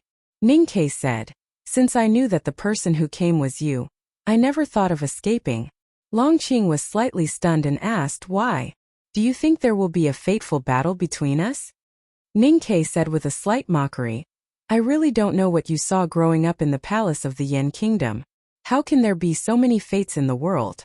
The reason why I don't escape, of course, is because there is no need to escape. Don't forget, you are my defeated opponent. You have never defeated me." "I see." Longqing sighed with some mixed emotions and smiled with some pain and sadness. He said, "Can you still be my opponent now? As I said, I don't know what happened to you in the past 2 years, and what adventures you have encountered. But it is impossible for me to be afraid of you. As long as it is you, I believe that I will not fail, and I will not die." Ninkei looked at Prince Longqing and said, "Because this is my story. In my story, characters like you can only be used as a foil to me." In the carriage, Sang was installing something on the remaining iron arrows in the box. Hearing Ninkei's words, her fingers slightly stiffened and she asked, "Do you really think so?" The rain covered Ninkei's slight voice. "I am not youngest uncle, nor second brother. Of course I will not think so. And I think the people in this world who are most like the hero of the story do not have a good ending." "Then why do you say so?" "Because I don't like him. So even if I can't beat him, I want to disgust him to death." Ninkei glanced at Sang and said, "You know why I don't like him?" Sang was a little ashamed and explained, "I don't like him now. And at that time I just thought he was good-looking and wanted to look at him more." Ninkei said coldly, "At least I used to like him. Even if it was his face, it was still like." The autumn rain was cold and the talisman was fierce. The blood gradually faded and the howling became lower. The atmosphere in front of the Red Lotus Temple was still tense and even suffocating. However, at this time, Ninkei and Sang were still in the mood to hide in the black horse carriage and whisper about the old scores. Longqing was silent. At this time, Jingfu landed in the autumn rain beside the black horse carriage. He and the fallen knights could not get close, but Ninkei could not take the opportunity to escape. No matter how powerful the talisman was, it would eventually disappear. Longqing understood that Ninkei was trying to delay time and recover as soon as possible. So after a little thought, he sat down on the wet stone steps, closed his eyes and began to meditate to heal his internal injuries. This was a moment of peace in the battle. This was a temporary break in the autumn rain. Continue after lunch. I started last night and slept for more than 2 hours. This is the 6th chapter. Let's see how much I can write in total.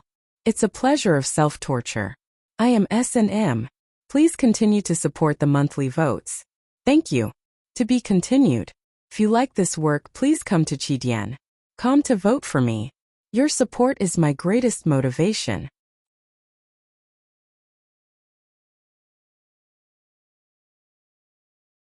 Chapter 530. The fallen knights supported each other and retreated to a place not far away. They began to bandage their wounds and rest. The fear in their eyes when they looked at the black horse carriage gradually disappeared, replaced by vigilance and hatred. They had come from the mountain road like a thunderbolt, but they were forced to retreat before they could even touch the black horse carriage. They also paid the heavy price of the death of one of their companions and the serious injuries of several others. For them who were in the see-through state, This was an unbearable shame. The autumn rain continued. The Red Lotus Temple was covered with frost leaves and the horse carriage was wet. Ning-Ke had already sat back in the carriage and covered the skylight. He looked at Longqing through the window and suddenly asked, "Hey, how did you come back to life?" Longqing slowly opened his eyes and looked at him. He said indifferently, "That's a long story." Ning-Ke looked at the autumn rain and said, "If the story is too long, I may not be able to finish it. Only when the well talisman still existed could one tell the story and listen to the story. Once the well talisman disappeared, the person who told the story and listened to the story would return to their original identity, the sworn enemy. The well talisman in the autumn rain was no longer so horrible at this moment. Instead, it brought a temporary peace or balance to the meeting place. I wore a mask, but you could recognize me at a glance and were so interested in my story. In those years there was a legend in the cultivation world that you and I were destined to be enemies for life. It seems that it makes sense," Prince Longqing said expressionlessly. "In this case, I naturally can't allow you, Mr. 13 of the Academy, to shine in the cultivation world alone. So I came back." Ning-Ke said sarcastically, "Don't think that just because you have entered the knowing destiny state, you can put on a show and make me bow down to you. You know, there are not many people in the knowing destiny state in our place. They are like cabbages all over the mountains and plains." Longqing said calmly, "I am not an ordinary knowing destiny state. I believe you should have felt it." Ning-Ke did feel a very strange and even a little horrible aura from Longqing, which was much stronger than ordinary knowing destiny state cultivators. But he just smiled and said, "Not ordinary cabbages after all, they are still cabbages." Then the smile on his face gradually disappeared. Looking at the silver mask on Longqing's face, he frowned and asked, "What happened to you?" Longqing began to tell the story of what had happened to him over the years. This was a very long story, but it was outlined very clearly by him in the simplest language. Just by listening to a few key words, one could feel the strangeness, cruelty, and even tragedy of this story. His voice was calm and emotionless, as if he was telling someone else's story. In fact, he did not want to tell others about this, but Ning-Ke had a special meaning to him, so he wanted Ning-Ke to know what he had lost and what he had regained before he died. This was a spiritual need. The fallen knights roughly knew what had happened to the priest, but they did not know these details. Listening to the voice coming from the autumn rain, they listened silently and attentively, occasionally moved. "It's a good story, but it's a bit cliché." Ning-Ke's comment was cold and even harsh. Longqing didn't care. "I don't believe in the theory of fated enemies. Of course, I also don't believe that after you've been through so much and come back to the world, you will take revenge for all the humiliation you've suffered." Ning-Ke said, "Because the two biggest humiliation you've suffered were from me. If I let you take revenge for all these things, how can I live?" Longqing said, "Since it's death, why should a dead person care about how to live?" Ning-Ke said, "I won't die." Longqing said, "I'm the person chosen by Haotian. I'm the one chosen by heaven. I won't die, so you must die." Ning-Ke looked at his calm expression and suddenly felt a little cold. He remembered what second brother had once asked Lu Yiqing. He smiled and said, "How can you prove it? There's no way to prove Haotian's will, and there's no need to prove it to mortals." Longqing's answer was very boring. Ning-Ke looked at him with a mocking expression. Longqing said, "I've taken the heavenly power pill. Is this proof? Is the heavenly power pill rare?" Ning-Ke asked. Longqing nodded very seriously. Ning-Ke looked at him and laughed, saying, "I've taken it a few years ago." His smile was very mean. His voice was very cold. "I can also tell you that Chun Pippi has a lot of heavenly power pills in his hands. If we want, we can eat them like fried beans. What does this prove? That we are the illegitimate children of Haotian?" Longqing could not help changing his expression, even though he knew that there must be something wrong with this sentence. Presently, his state of mind was calm like water and cold like ice. It was even to the extent that he was on the verge of the emotionless and senseless Grand Supreme Realm. However, after being repeatedly ridiculed and slapped in the face by Ning-Ke, the irritation in his heart gradually grew stronger. Ning-Ke continued, "You led a group of fallen knights, and your hands are stained with blood. You were chased by the West Hill Divine Palace. Don't you think it's ridiculous to say that you are a person of heaven's mandate? It's just a mental torture. After a moment of silence, Longqing said, maybe you're right. Maybe I'm not a person of heaven's mandate, but the son of Yama. That's why I have suffered so much in this life. But I can always see hope in the darkest time, and may eventually sink to the bottom of the endless abyss. Hearing this, Ning Ke was slightly shocked, but the smile on his face became more and more sarcastic.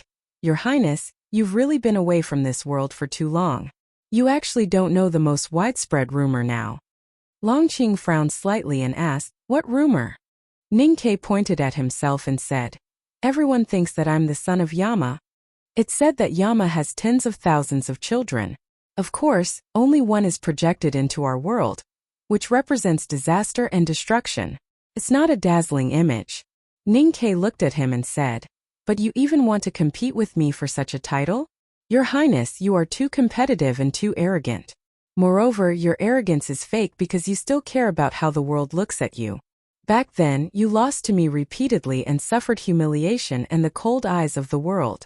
Therefore, the reason you reappeared in the world this time is not only to kill me, but also to regain the respect of the world. If you don't get respect, you don't even hesitate to let the world fear you because these strong emotions are the spiritual pillars that support you to live until now. In order to achieve this goal, you need a shocking background. Unfortunately, even if you can kill me, you can't surpass me in this aspect because my teacher is the headmaster of the academy. Even if you are accepted as a disciple by the Abbey Dean of the Jisho Abbey, you are still inferior to me because your teacher will never be able to defeat my teacher. In order to restore your confidence in seriously damaged glory, in order to regain the respect of the world, you hungrily make yourself stronger and stronger.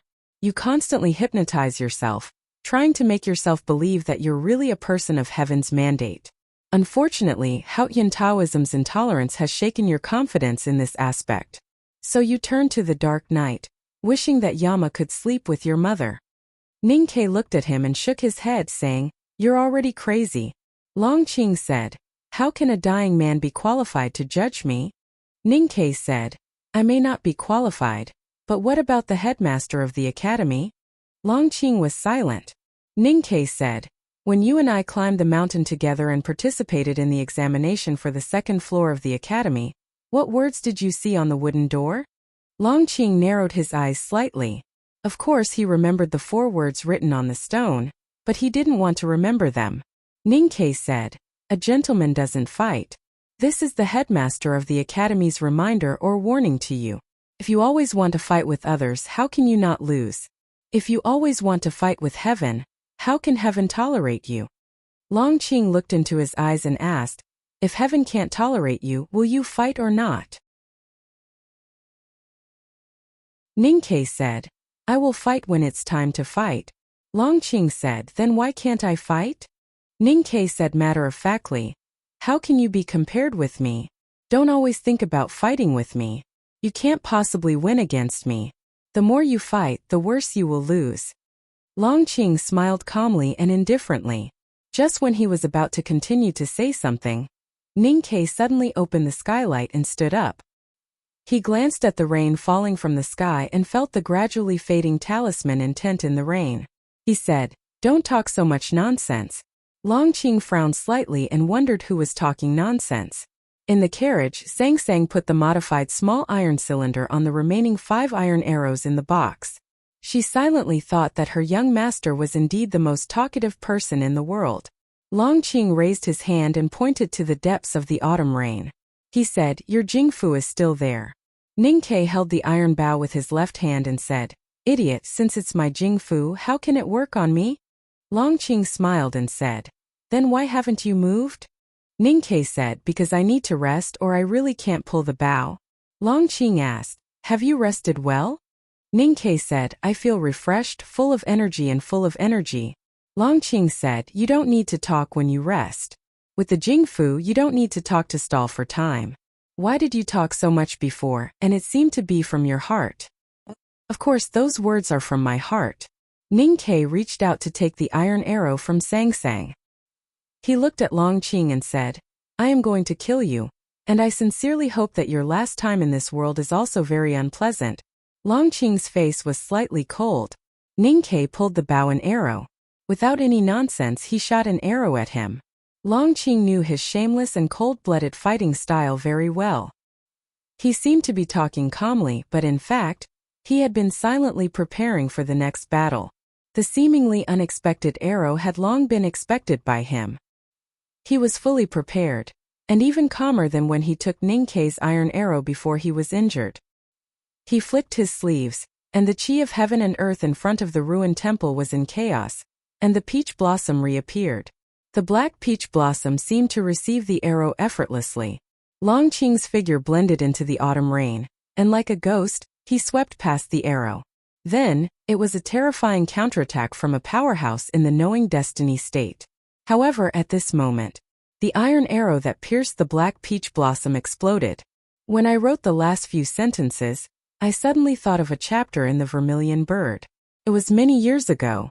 I like this kind of feeling very much. It is scattered and free. If you also like it, please continue to vote for me. I will continue to write, and I plan to finish this part of the plot. I really don't know when I will finish it.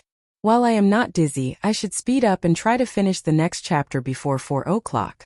To be continued. If you like this work, you are welcome to vote for me and vote for me. Your support is my biggest motivation.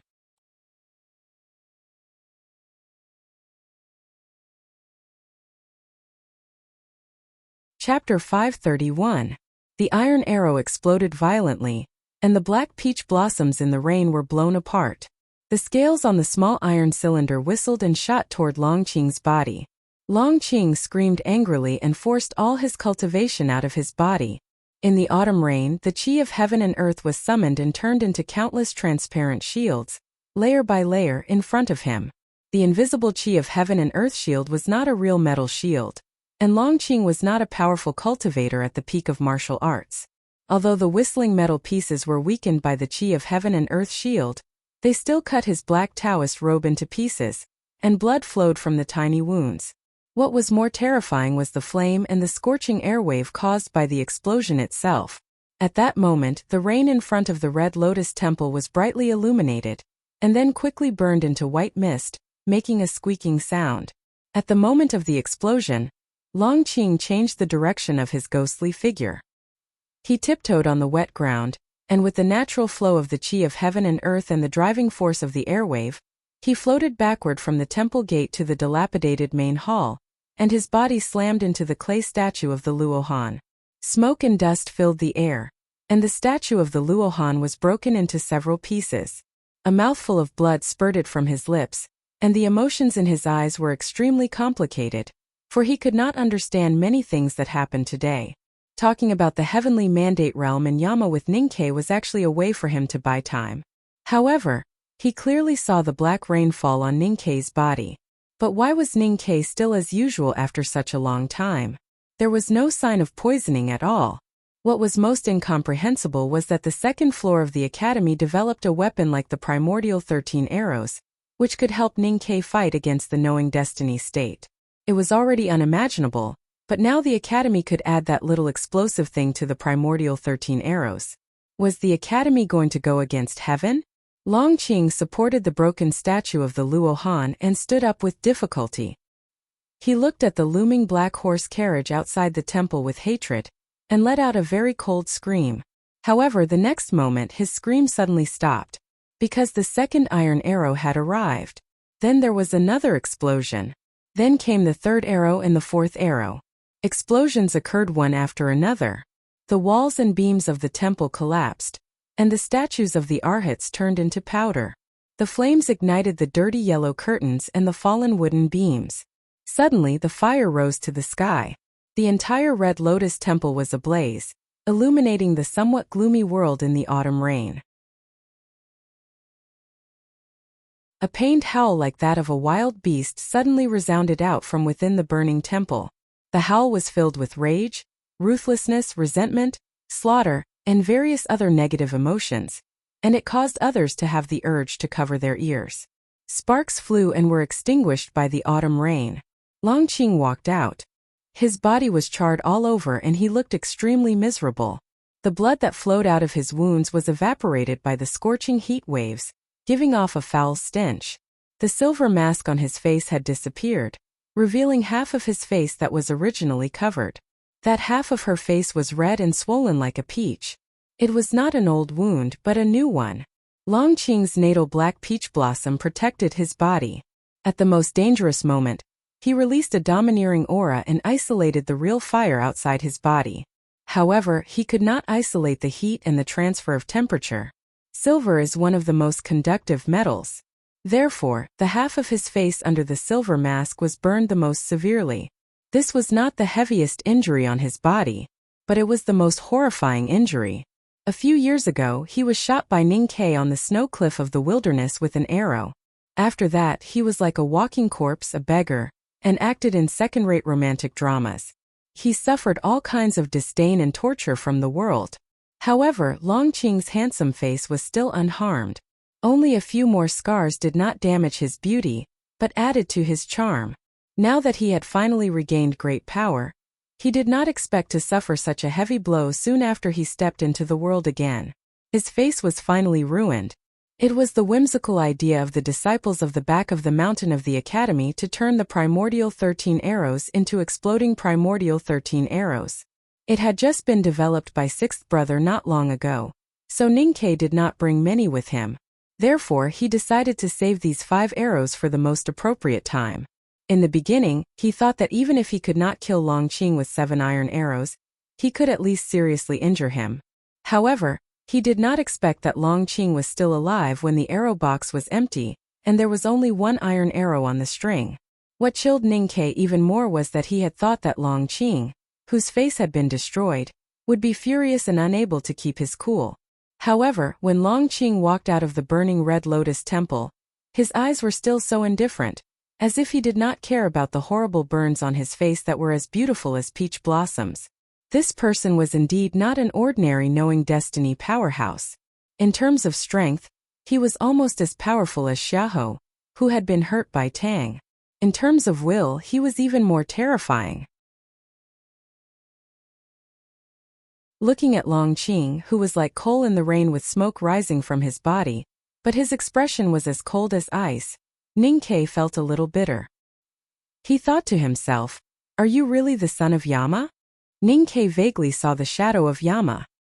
He was not sure if he saw it on Longqing, but he was very sure that the shadow had fallen on the burning temple.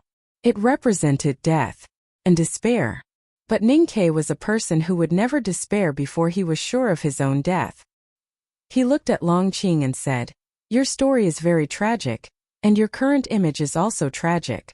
But all of this is meaningless because you are destined to lose to me, and then lose to me again and again. Even if you are lucky to survive today, you will still lose to me in the future because this is destined by Haotian. So the more tragic your story is, the more tragic your image is, and the more ridiculous you will be in the legends of the cultivation world in the future. You always like to talk so much when you are not confident or not ready." Longqing's expression was very calm, and so was his voice. He said, "But as you said, tragic and any means are meaningless at this moment. You will die today." The autumn rain continued to wash, and the talisman of Jingfu gradually faded, and finally disappeared without a trace. The fallen knights waited in silence outside for a long time.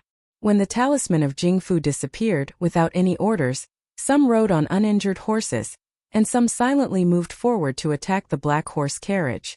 These fallen knights used to be powerhouses in the cavalrymen of the West Hill Divine Palace. Even those former squires had the cultivation of the see-through state after taking the earth-sitting elixir. The 5 cavalry commanders had all reached the upper see-through state, and each of them could fight with Ning Ke for several rounds. As for the most powerful commander Zimo, he was already at the peak of the see-through state. His real state was similar to Ning Ke's, and he was also a powerhouse who was only one step away from the knowing destiny state. Such a group of powerhouses was enough to sweep away those inconspicuous small countries. In fact, the headquarters of the Taoist Master Taoism in Dragon Tiger Mountain, and many altars of the martial arts sect were also massacred by these fallen knights. On the other side of the black horse carriage, in front of the burning Red Lotus Temple, Longqing once again summoned his natal black peach blossom. One of the petals on it was almost withered, as if it would fall at any time. But what he summoned was not the peach blossom, but the sword in the peach blossom. A pure black invisible Taoist sword slowly emerged from the black peach blossom. Ningke suddenly shook his head. He turned around and ignored Prince Longqing behind him. Instead, he aimed the iron arrow at the fallen knights. The higher a cultivator's state was, the more sensitive he was to danger. Zmo was the most powerful among the fallen knights, so his senses were the sharpest. When he found that Ningke was aiming at him, he did not hesitate to fall forward into the grass. He used to be the commander of the cavalry of the West Hill Divine Palace, and was a professional soldier. He knew that if he wanted to save his own life on the battlefield, then he should not cherish anything like elegance. Ningke did not intend to shoot him, because he knew that this fallen commander at the peak of the see-through state was very powerful, and he might not be killed by an arrow. He shot the last iron arrow in his hand at the other fallen commander who was approaching on horseback. There was a loud bang. That upper-level grotto profound realm depraved commander simply did not have any chance to dodge. The upper half of his body was blasted into pieces by this iron arrow. After a moment, flesh mixed with blood sprinkled onto the ground from the sky like rain. Clatter, clatter, clatter. The pieces of the corpses fell into the rain-soaked grass, splashing blood. Some of them fell beside the fallen knights and even brushed past their faces. Although they knew that those warm pieces of flesh were their companions who had gone through life and death together, the fallen knights did not show any emotion on their faces. They just silently and attentively looked at the black horse carriage. Seeing this, Ningke once again confirmed that these masters in black Taoist robes were cultivators who really knew how to kill. They were worthy of respect and even awe. On the battlefield, the best way to show respect to one's opponent was to kill him. When Ningke rarely decided to respect someone, it often meant that the most thorough and bloody battle was about to begin. Just like every battle in the past years, Sang Sang habitually held the big black umbrella, and was ready to stand beside Ning Quebec. However, she suddenly felt that the cold aura in her body had become a little strange. She coughed twice sadly. Ningke pushed her back to the soft couch in the carriage and jumped onto the carriage. He closed the skylight with his foot and looked at the fallen knights not far away. He gently waved his knife. His first knife chopped at the shaft of the carriage and cut the reins tied to the big black horse. Although the big black horse had the ability to break the reins on its own, Ningke knew that this silly thing seemed to be shameless, but it was actually very loyal. If he did not cut the reins, then it might really foolishly stay and die with him and Sang Sang. Ningke cut the reins and set the big black horse free. This also meant that he did not have much hope of leaving alive today.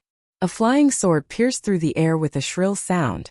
Ningke turned his wrist and chopped at the air with his padao. It seemed to be a casual cut, but it was unimaginably precise. The thick and solid blade directly shook the flying sword away. It was like a scavenger who saw something useless in a garbage dump, and casually picked it up with a stick and threw it into the sewer. I can't hold on any longer. I have to hold on a little longer. I don't know when the next chapter will come out.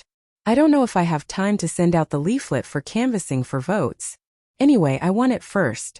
Everyone has a monthly ticket. Vote for me quickly. To be continued. If you like this work, please come to Chidian.com to vote for me.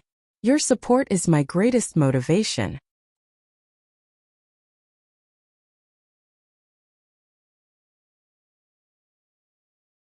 Chapter 532. The buzzing sound of high-speed vibrations could be heard around the black horse carriage. Every buzzing sound represented a sharp flying sword. When Ningke slashed away a flying sword, the fallen knights confirmed that Mr. 13 of the Academy was extremely sensitive to the changes in the aura of heaven and earth. No matter how they tried to hide the traces of their flying swords, they could not escape his eyes. Therefore, they changed their tactics and stopped trying to hide the traces of their flying swords. Instead, they tried their best to exert their psyche power to maximize the power of each flying sword. However, to Ningke, this kind of fighting method was meaningless. After cultivating the Great Spirit, his physical strength and power were incomparable to that of ordinary cultivators. He wandered around the black horse carriage. Occasionally, he struck with his blade, and a blade radiance would appear in the autumn rain around him, and a flying sword would be knocked away. No one and no sword could get within a foot of him. This was the powerful tactic of the Sage of Sword, Liu Bai, that his master, Master Yen Sei, had mentioned to him. Ning Ke not only understood the principle of a foot of space in front of him, but he also understood the great river sword style of the Sage of Sword, Liu Bai, through Yi Hongyu's thin piece of paper. Now, his bladesmanship was not only sharp and simple, but also had a majestic and irresistible power, as well as an extremely strange sword style. No one could get close to him, but he could.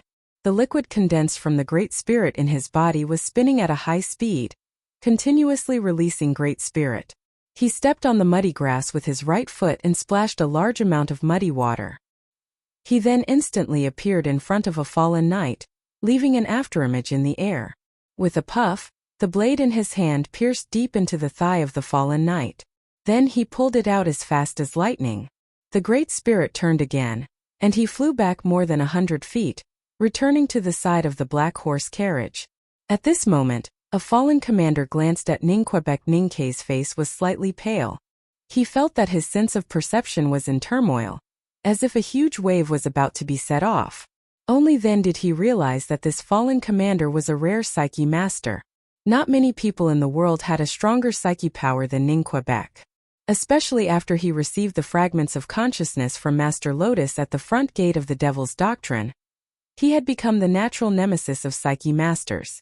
Even Master Dao Shi of the Xiankong Temple could not defeat him in the spiritual world, let alone this person. Ning Ke glanced at the fallen commander.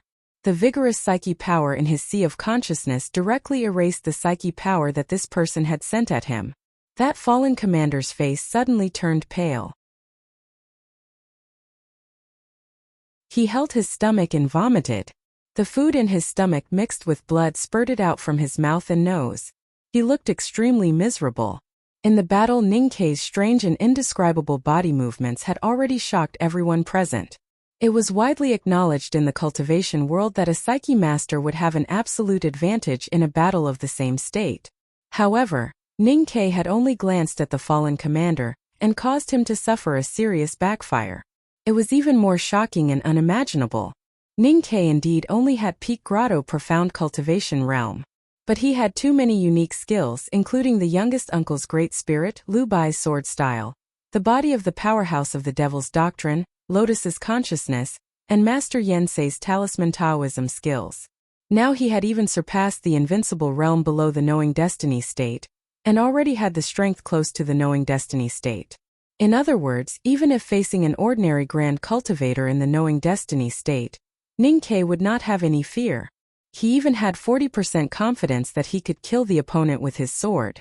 However, these fallen knights did have considerable strength, especially when they cooperated with each other during the battle. Whether it was their body movements, footsteps, or even breathing, they seemed to follow the same frequency. Fighting with these fallen knights was like fighting with one person. Every time Ning Ke seemed to kill someone with his superhuman body movements, there would always be a flying sword coming from a dangerous angle. Some people even directly used their arms to block. In order to protect their companions, these fallen knights who had been condemned as sinners by the West Hill Divine Palace did not hesitate to die, as if they were extremely noble. It was precisely because of this that Ning Ke had injured several people in a few short moments since the beginning of the battle. However, except for the fallen commander who had been seriously injured by the backfire of his psyche power, he had not been able to make any of the enemies lose their combat power. Even so, Ning Ke believed that he could kill all of these people, or in other words, exhaust them, including that powerful person at the peak of the see-through state, as long as he had enough time. However, he was even more clear that he was actually fighting with that person, and that person had not yet made a move. Longqing made a move. A black peach blossom grew in his hand. A pure black invisible Taoist sword grew out of the black peach blossom. The black Taoist sword floated in front of the red lotus temple like a ghost. A sense of quietus gradually spread from the sword. Sensing this sense of quietus, the fallen knights were refreshed, as if they had been injected with fresh energy.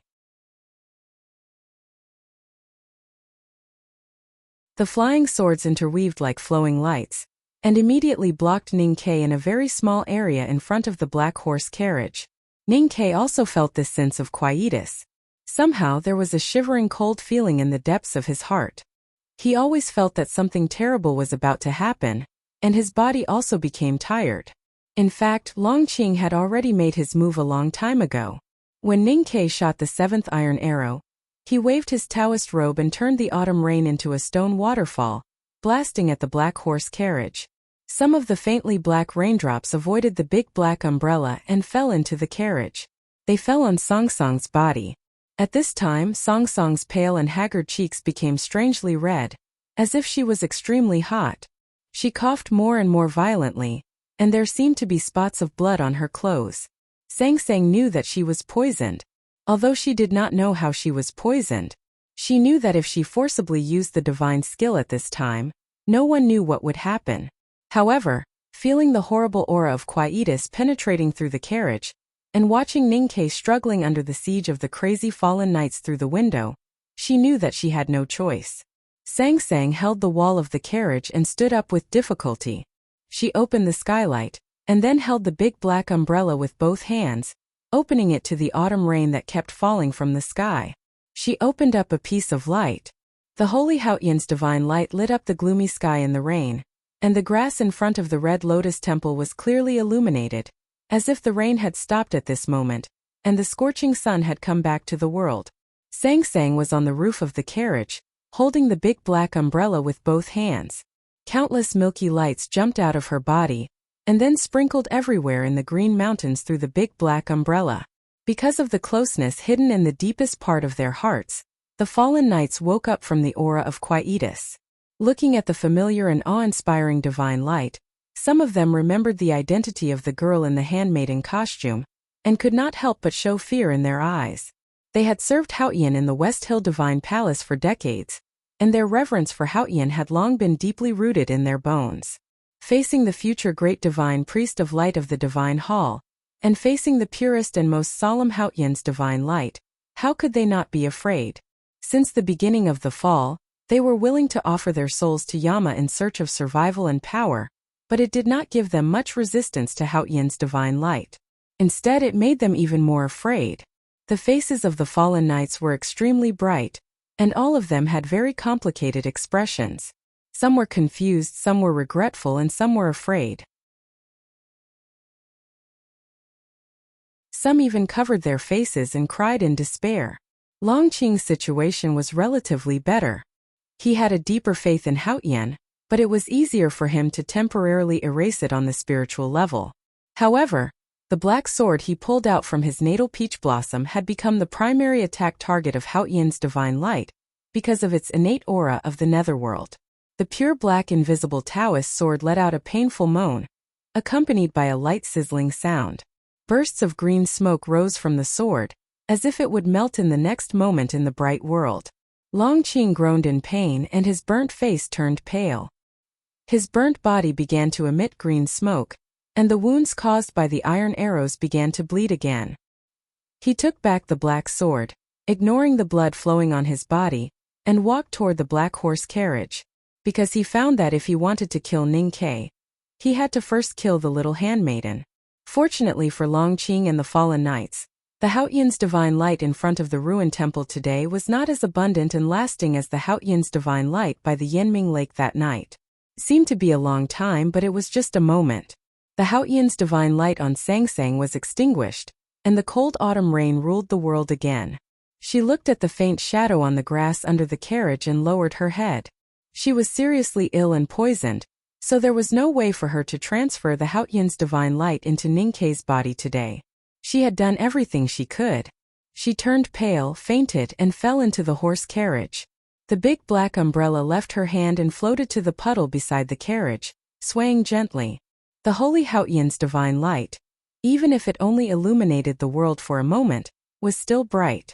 In that moment of absolute light, Ninkei turned into a very faint shadow, gliding on the grass at a high speed.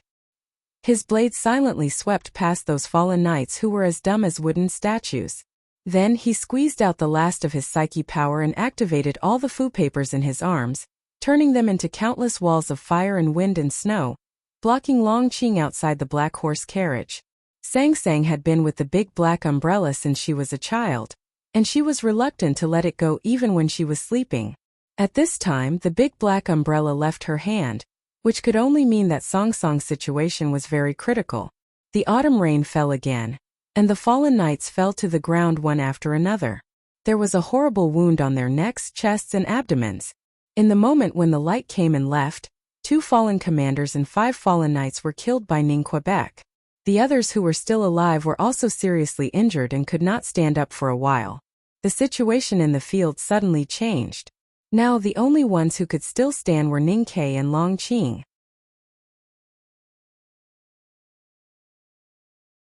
After a series of bloody battles, Ning Ke's psyche power was exhausted. The Great Spirit was exhausted, the talismans were used up, and the arrow box was empty.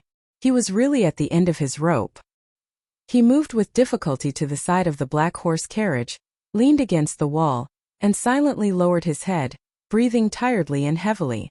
Every breath seemed to be so painful. Zmo sat on the grass, and his body was covered with blood. He looked at Ning Ke, who was leaning against the carriage, and his eyes could not help showing an expression of awe.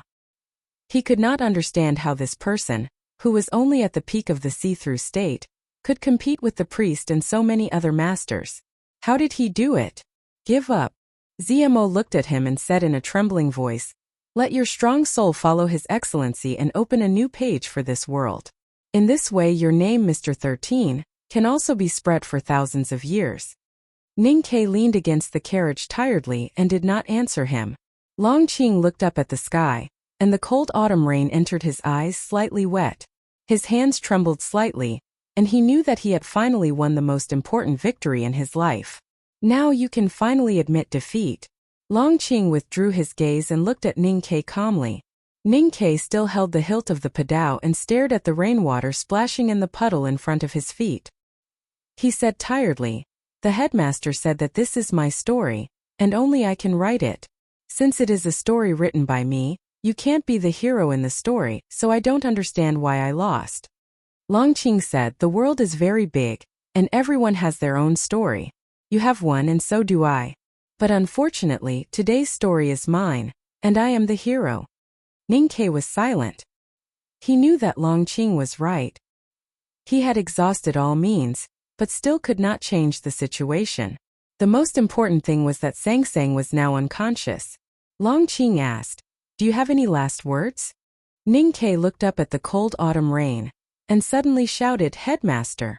Eldest brother! Sang Sang and I are going to die. Come and save me." Longqing's expression was very interesting. He suddenly felt that Ning Ke was a very interesting person. No one responded to Ning Ke's shout, and the mountain was lonely. As the headmaster had repeated countless times, there might be people who were born with knowledge, but there was no omniscient person in this world. "I'm just trying. You don't mind, do you?" Ning Ke looked at Longqing and said with a difficult smile. Longqing said, "I don't mind."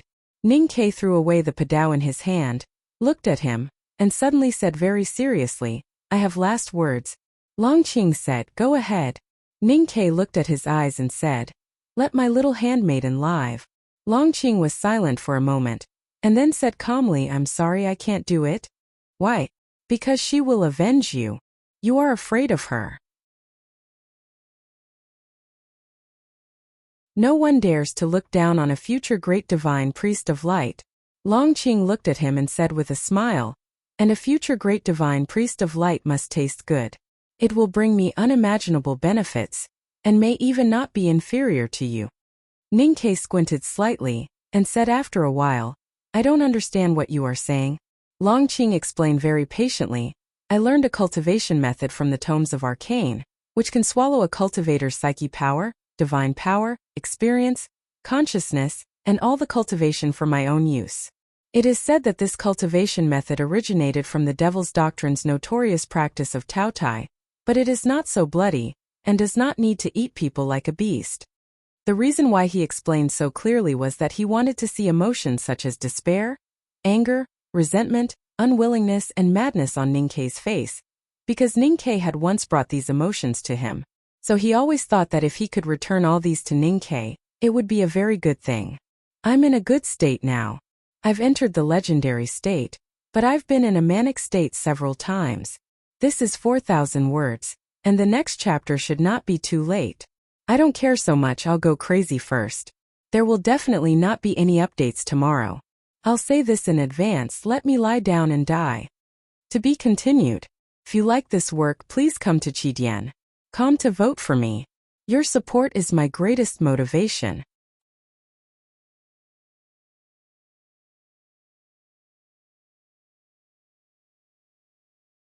Chapter 533. After hearing these words, Ning Kei's face showed no expression. Long Qing could not help but feel a little disappointed. But at this moment, unexpectedly, Ning Kei suddenly bounced off the wall of the carriage. He pulled out a sharp sword from nowhere with his right hand and stabbed Long Qing's lower abdomen like a poisonous snake. This sword had been hidden in the black carriage. He used this period of breathing to accumulate the last bit of strength to fight for this opportunity. This opportunity could not be missed. So he used Lu Bai's sword style. He stabbed Long Qing's lower abdomen, or more precisely, he stabbed Long Qing's spleen. Because he knew there was a hole in Long Qing's chest. The corpse of a fallen knight swept across and smashed onto Ning Kei's sword. Then it fell onto Ning Kei's body. Then, the heavy maple trunk and the wind and rain all turned into violent attacks that came one after another. Ning Kei was already exhausted and could even be said to be a lamp without oil. How could he withstand such violent attacks? His sword momentum suddenly collapsed, his bones were broken, and he was seriously injured and fell to the ground. I know very well what kind of person you are. You are like a cockroach. It is not easy to kill you. Even if you are going to die, you will be ready to bite someone in the end. Long Qing walked in front of him and looked down at him quietly. He said, "But I deliberately left this opportunity for you, because I want you to have a taste of hope, only to find that it is just a bubble. Hope, disappointment, despair, and then hope, disappointment, and despair again. These years, thanks to you, I have spent in this endless cycle of pain. Today I give it back to you." Ning Kei was covered with blood and sat by the carriage. "I have been observing your performance in the battle just now. Your strength is amazing, your speed is amazing, and the strength of your body is also amazing. Then there is only one possibility. You have already joined the devil." Long Qing's eyes were jumping with excitement. He said, "Ning Kei, you really did not let me down. You have obtained too many things in your life, including the academy, the devil's doctrine, and even Lu Bai's aura of talisman Taoism. Although I have sucked Master Zhang's aura, it is not as delicious as Uncle Yin says." Ning Kei looked at him and said tiredly, "Is it really so fun to be a lunatic?" Long Qing didn't listen to what he was saying at all. His eyes were bright, and he said excitedly in a trembling voice, "If I devour you and your little handmaiden full of divine light, how powerful will I be? Is it possible for me to directly enter the peak of knowing destiny, or even cross the boundary between heaven and man? Although you don't look very beautiful right now, you shouldn't think too much about it." Ning Kei did not even have the strength to lift a finger, but he did not forget to mock him. Hearing this, Long Qing naturally thought of the banquet in Chang'an City. He remembered that it was the first time he was humiliated by this person. His cold Taoist heart was somewhat broken. He took a deep breath to calm down and said, "When you were lucky enough to learn so many unique skills, did you ever think that you would eventually dedicate them to me?" After saying this, his bright eyes gradually dimmed. The black and white lines gradually disappeared, turning into a thick gray, gloomy like rain clouds. Looking at the strange changes in Long Qing's eyes, Ning Kei knew that the final moment was coming. He thought that he had been cultivating hard all his life, but this lunatic died. He couldn't help but feel unwilling. He and Sang Sang had rolled in bed for a lifetime, but they had never really been intimate. He couldn't help but feel unwilling. He thought of the bitterness in his previous life and also in this life. He finally got rich, but he couldn't enjoy it. He couldn't help but feel unwilling. In short, no one could really be willing in the face of death, especially in this horrible way of death. Ning Kei looked at Long Qing's gray eyes and felt the aura of nirvanic greed. It entered his sense of perception from Long Qing's eyes and said, "Even if I become a ghost, I will **CK the flower addict." After saying this, He tiredly leaned against the wheel, no longer caring about what would happen next. At this time, Sang Sang was in the carriage. She was only half a step away from him. He hoped that if there was a next life, he could only be half a step away from her from the moment he was born. Nirvanic was the meaning, and greed was the essence. After the aura from Grey Eye entered Ning Kei's sense of perception, it found that the originally stored strong psyche power had been exhausted, and it couldn't help but feel sorry. Then the aura dived into the depths of Ning Kei's sense of perception from the inside out, trying to plunder the remaining psyche power in the deepest part of his spiritual world, as well as the more precious fighting experience, fragments of consciousness, and the wisdom inherited from predecessors. All of these were the essence of the state of cultivation. After Longqing learned the Grey Eye skill from the Sha hand scroll of the Tomes of Arcane, he had tried it many times. Whether it was Master Zhang of Dragon Tiger Mountain or those masters of the martial arts sect, they all became withered corpses under his Grey Eye skill. He was already very familiar with how to suck the opponent's state of cultivation. However, today's situation was a bit strange. When the aura of nirvanic greed sank into the deepest part of Ning Kei's sense of perception, it didn't know what it touched, but it actually gave birth to the emotion of fear like a living creature. It screamed silently and wanted to escape, because it faintly sensed that there were some things there that it couldn't touch. However, it was too late. In the deepest part of Ning Kei's black spiritual sea, several fragments sensed the aura of the Grey Eye skill. They seemed to be stimulated and began to shine with a dim light. Then the light emitted by these fragments became brighter and brighter, and more fragments began to shine in the depths of the sea. They looked like beautiful pearls. At the bottom of the sea there was a sea of pearls. Every pearl was a fragment of consciousness. Some fragments of consciousness came from the sword marks on the stone walls of the front gate of the Devil's Doctrine. They belonged to the youngest uncle of the academy. They were fearless, powerful, and extremely proud. How could they be tempted by evil things?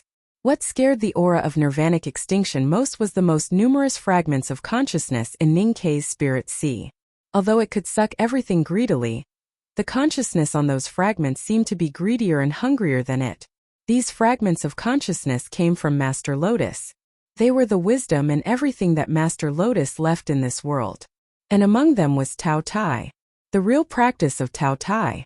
The Grey Eye skill originated from Tao Tai. After being modified by the predecessors of Taoism, it was not as bloody as before. However, it was far less powerful than Tao Tai. In other words, the practice of Tao Tai was the real ancestor of the Grey Eye. When the Grey Eye met Tao Tai, it was like a shark meeting a killer whale. They were both extremely greedy and bloodthirsty existences. They could never coexist. Tao Tai was a very strange existence. Only by catching its own kind as food could it really wake up. Therefore, it was even more powerful, greedy, and bloodthirsty. At the bottom of Ning Kei's black spiritual sea, countless fragments of consciousness lit up one by one, as if they were secretly in accordance with some mysterious rhythm. It was also like some kind of breathing. Between inhaling and exhaling, it produced an extremely terrifying sucking power. The aura of nirvanic extinction from Longqing could only let out a silent cry before it was captured by the fragments of consciousness left by Master Lotus, and then directly swallowed. The aura that had been sleeping in those fragments of consciousness for several years was thus awakened. The autumn rain continued. The fire in the Red Lotus Temple had long been extinguished, and the whole world was dark. Around the black horse carriage there was dead silence. The fallen knights who were still alive sat up with difficulty, but could not walk for a while. They looked over there with mixed feelings. At this moment, Ning Kei suddenly opened his eyes. But this pair of eyes did not look like his eyes at all. The expression in this pair of eyes was very calm, but also very complicated. It seemed to be as merciful as the Buddha, but also as cold as the devil. It was extremely vicissitudes, and no one knew how much wisdom and life experience it contained. This pair of eyes quietly looked at Longqing, revealing a slightly mocking expression. Longqing had already felt strange. Not only did he not suck down Ning Kei's cultivation state, but his Grey Eye seemed to have been seriously damaged. When he saw Ning Kei's vicissitudes of life, he was even more frightened and speechless. That was the fear of the unknown. It was the fear of things getting out of control. The mockery in Ningke's eyes grew stronger and stronger.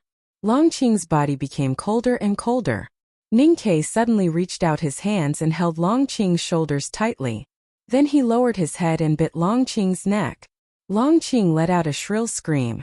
On the grass beside the horse carriage, the fallen knights were terrified and did not know what had happened. Ningke did not feel anything. He just lowered his head and bit Longqing's neck fiercely. He used his teeth to cut Longqing's skin and muscles with difficulty. The moment he tasted the sweet blood, he began to suck desperately. His cheeks kept bulging and falling, sucking greedily. Ningke was in a trance at this time, and did not know what he was doing. He just felt extremely thirsty and wanted to drink water. When he came into contact with the liquid, he kept sucking it. Vaguely, he suddenly felt that he was not drinking water at this time, because there were many complex tastes in this warm liquid. Some taste good and some taste bad. Logically, he should not know where the taste came from, but this information automatically appeared in his sense of perception. There was the smell of the Elder of Martial Arts, the smell of Celestial Master Zhang of Dragon Tiger Mountain, and an extremely domineering smell, which seemed to come from a Taoist surnamed He. As for the freshest and most comfortable smell, it was recorded in the depths of his sense of perception, so he knew that it was the smell of the heavenly power pill. Ningke gradually woke up. The fragments of consciousness left by Master Lotus in his sense of perception began to show the details of the practice of Tao Tai. Ningke instinctively resisted the aura revealed in this skill, but his survival instinct and the desire to drink water when he was hungry and thirsty made him naturally learn it. An extremely cold, powerful and greedy aura gradually shrouded his body. At the same time, it also shrouded Longqing's body. Zmo forced his body up and wanted to walk to the side of the black horse carriage. However, feeling the cold aura coming from there, he was so afraid that he could not move. Under the tree on the cliff, he used to think that the priest he saw was the legendary Tao Tai. Tonight, in front of the broken temple, looking at Ningke who was emitting a cold and powerful aura, he then understood that the monsters that walked in the dark underworld should look like this. Ningke was completely awake, and his eyes had also returned to normal. He slowly moved away from Longqing's bloody neck and looked at Longqing, who was pale and extremely frightened. He smiled with some difficulty. His smile looked a little lonely, but at this time the corner of his mouth was still dripping with Longqing's blood. Therefore, in Longqing's eyes, this smile was even more terrifying than the devil. Eating people. Such a simple thing is actually not difficult to learn. Ningke held Longqing's shoulders tightly. He thought of the despair at the moment before he died and thought of this person saying that he wanted to eat Sang Sang. The loneliness in his smile turned into calmness, and he said lightly, "When you were lucky enough to learn so many unique skills, did you ever think that you would eventually give them to me?" This was what Longqing said before he was about to devour his cultivation state. At this time, Ningke returned the words to him. The twists of fate always came so abruptly that it exceeded everyone's imagination. Who could know what their true fate was? Longqing used to think that he knew, but now he found that he knew nothing. His eyes were full of fear. He felt that Ningke's aura was faintly restraining him. For the first time he felt that Ningke was so terrifying. That fear even overcame his reason, and made him desperately want to escape. Longqing screamed painfully, and forced out the already damaged peach blossom. Then without hesitation, he used the majestic psyche power of the half-man Taoist in his body to directly explode the peach blossom. The black peach blossom was crushed into the finest powder. The terrible shock wave directly shook Ningke and Longqing away. Ningke's body directly broke the carriage wheel. And Longqing was even more miserable, lying on the ground with blood all over his body. The autumn rain was still falling. The black peach blossom turned into black rain. The blood turned into a blood mist. It spread around the ruins of the ruined temple. Longqing looked at Ningke with hatred and unwillingness, and roared with a trembling voice, "Kill him!" After saying this he fainted. The fallen knight was extremely loyal to Longqing. Even if he was severely injured when he heard this, he crawled to the black carriage, even if he had to use his hands. At this time, Ningke was digesting a large amount of aura that he had just swallowed, and could not move. Whether it was part of the cultivation of the half-man Taoist or the efficacy of the heavenly power pill, they all needed time. He leaned against the broken carriage wheel and closed his eyes. It seemed that the fallen knights really had a chance. However, at this moment, a violent neigh suddenly sounded outside the quiet Red Lotus Temple. The big black horse was like a black lightning, passing through the autumn rain. It raised its front hooves and directly crushed the chest of the fallen knight who was closest to Ning Kai. Zemo's face was pale.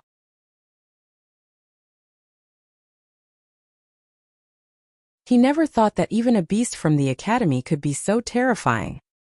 He groaned in pain and his chest suddenly sank. He used the secret method of the West Hill Divine Palace to start burning his life, and used the fastest speed to regain abundant strength. He roared and punched the big black horse's head. His fist was like the wind. The big black horse neighed wildly, and collided with it without fear. There was a heavy muffled sound. The big black horse's front hooves were slightly bent, and it panted in pain. It was not an old yellow bull, and after all, it was no match for a powerhouse at the peak of see-through who was burning his life. At this moment, Zemo noticed that Ning Kai's eyelids were slightly trembling, and he could not help but feel cold. He guessed that Ning Kai might be waking up, so he roared, "Put away the horse and retreat with his excellency." Ning Kai opened his eyes, and saw several black cavalrymen going down the mountain in the autumn rain. The most powerful fallen commander was right in front of him. Ning Kai stood up and asked, "You want to stop me?" Zemo said, "Even though I can only live for 3 more months, I can still stop you now." Ning Kai said, "You are no match for me." Zemo said, "I want to try."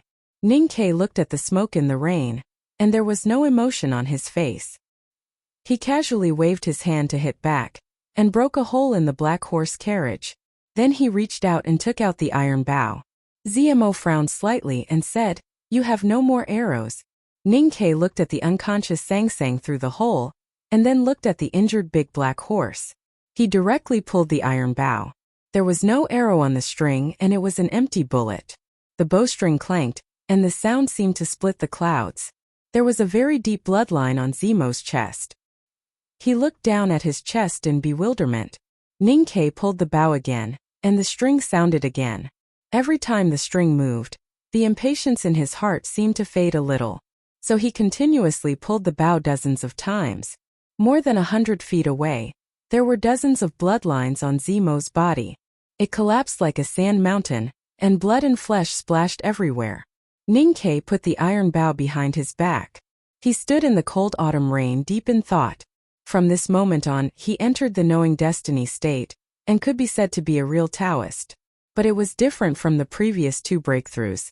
This time he did not feel happy but only tired. "I am also very tired. Please vote for me. Thank you." To be continued. If you like this work, please come to Chidian.com to vote for me. Your support is my greatest motivation.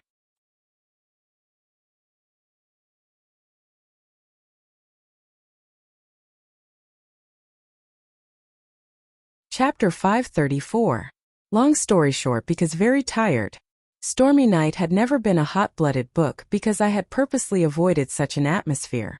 I wanted to keep a distance from the spy. Of course, the second half of Stormy Night would definitely be hot-blooded, or even melodramatic. I've never been a hot-blooded person, including canvassing for votes. Everyone said that I was good at writing canvassing for votes, but in the end it was just idle chatter. I wanted to write hot-blooded canvassing for votes, but I wasn't good at that kind of style. But today I was hot-blooded. Not only because of the last day of the double monthly votes, but also because of something else. Ever since I declared that I was going to fight for first place in the monthly votes, I knew that I would die in the next few months. Of course, I can't trouble all of you with this kind of thing. The more authors write, the more there will be.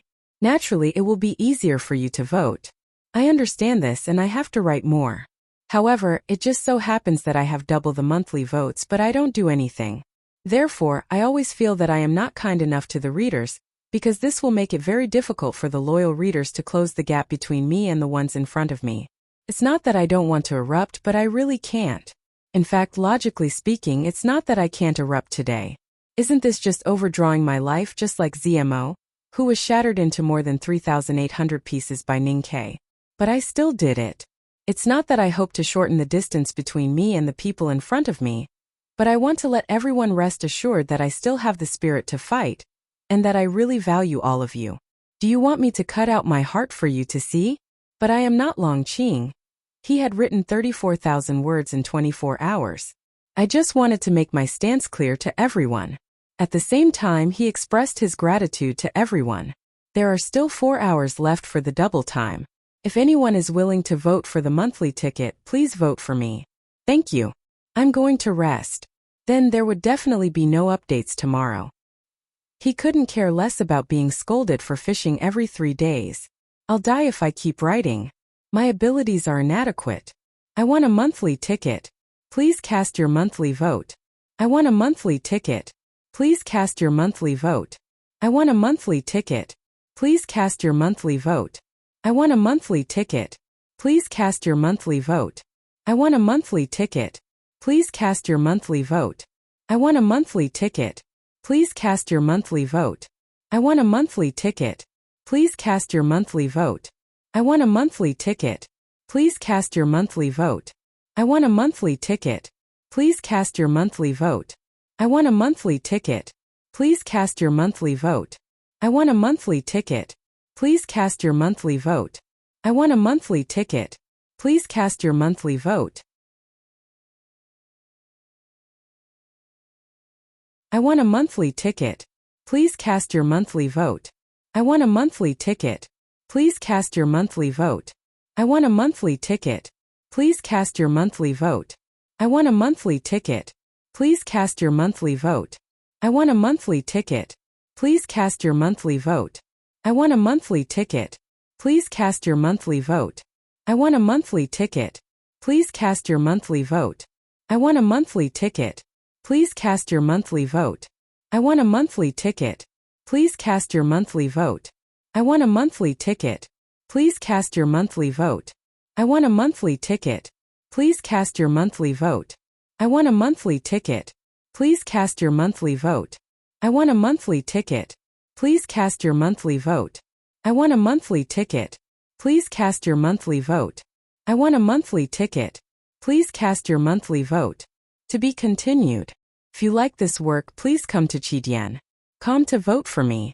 Your support is my greatest motivation.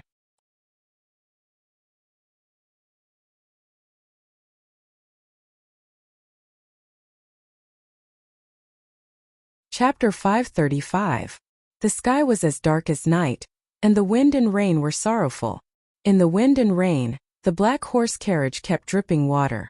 Ning-Ke was deep in thought, and then he woke up in an instant. He walked into the carriage and picked up Sang-Sang, who was in a coma. He pinched her slender wrist and felt her pulse. Then he slowly laid her down on the quilt. Looking at her frowning brows and pale face, he could not help but frown. After confirming that the skylight was tightly covered, he walked out of the carriage and came to the carriage wall that he had broken with his fist. He pulled the sharp edge of the iron sheet back to its original position. At least he did not have to worry about raindrops falling into the hole and wetting Sang-Sang's face. The big black umbrella was in the puddle beside the carriage, trembling in the cold wind.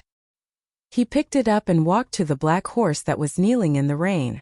He knelt down on one knee and covered it with the umbrella. Then he lowered his body and hugged its strong neck. The big black horse's head was hit by Zimo's heavy punch. Its bones were not broken, but the strong shock made it feel very uncomfortable. It kept panting in pain. At this time, being hugged by Ning-Ke and feeling the warmth of its master, it seemed to feel a little better, and its breathing gradually calmed down. Ning-Ke snorted. He held the black horse's neck with one arm and helped it stand up in the dirty rain. Then he stroked it and slowly walked to the fiery lotus temple, where the fire had long been extinguished and only the blackened ruins were left. With the help of the remaining eaves, the black horse was temporarily sheltered from the rain. At least the temperature of the horse would not drop too much. Then he disappeared in the wind and rain. After a while, the autumn rain finally stopped, and the world became clear again before the arrival of dusk. Ning-Ke's figure appeared in front of the fiery lotus temple. His right hand tightly held more than 10 black iron arrows. The iron arrows were obviously deformed and were dripping with rain. The primordial 13 arrows were his most powerful, reliable and precious weapon. No matter when or where, he would not allow them to be lost. He had previously gone to the Qingling Hill to look for them.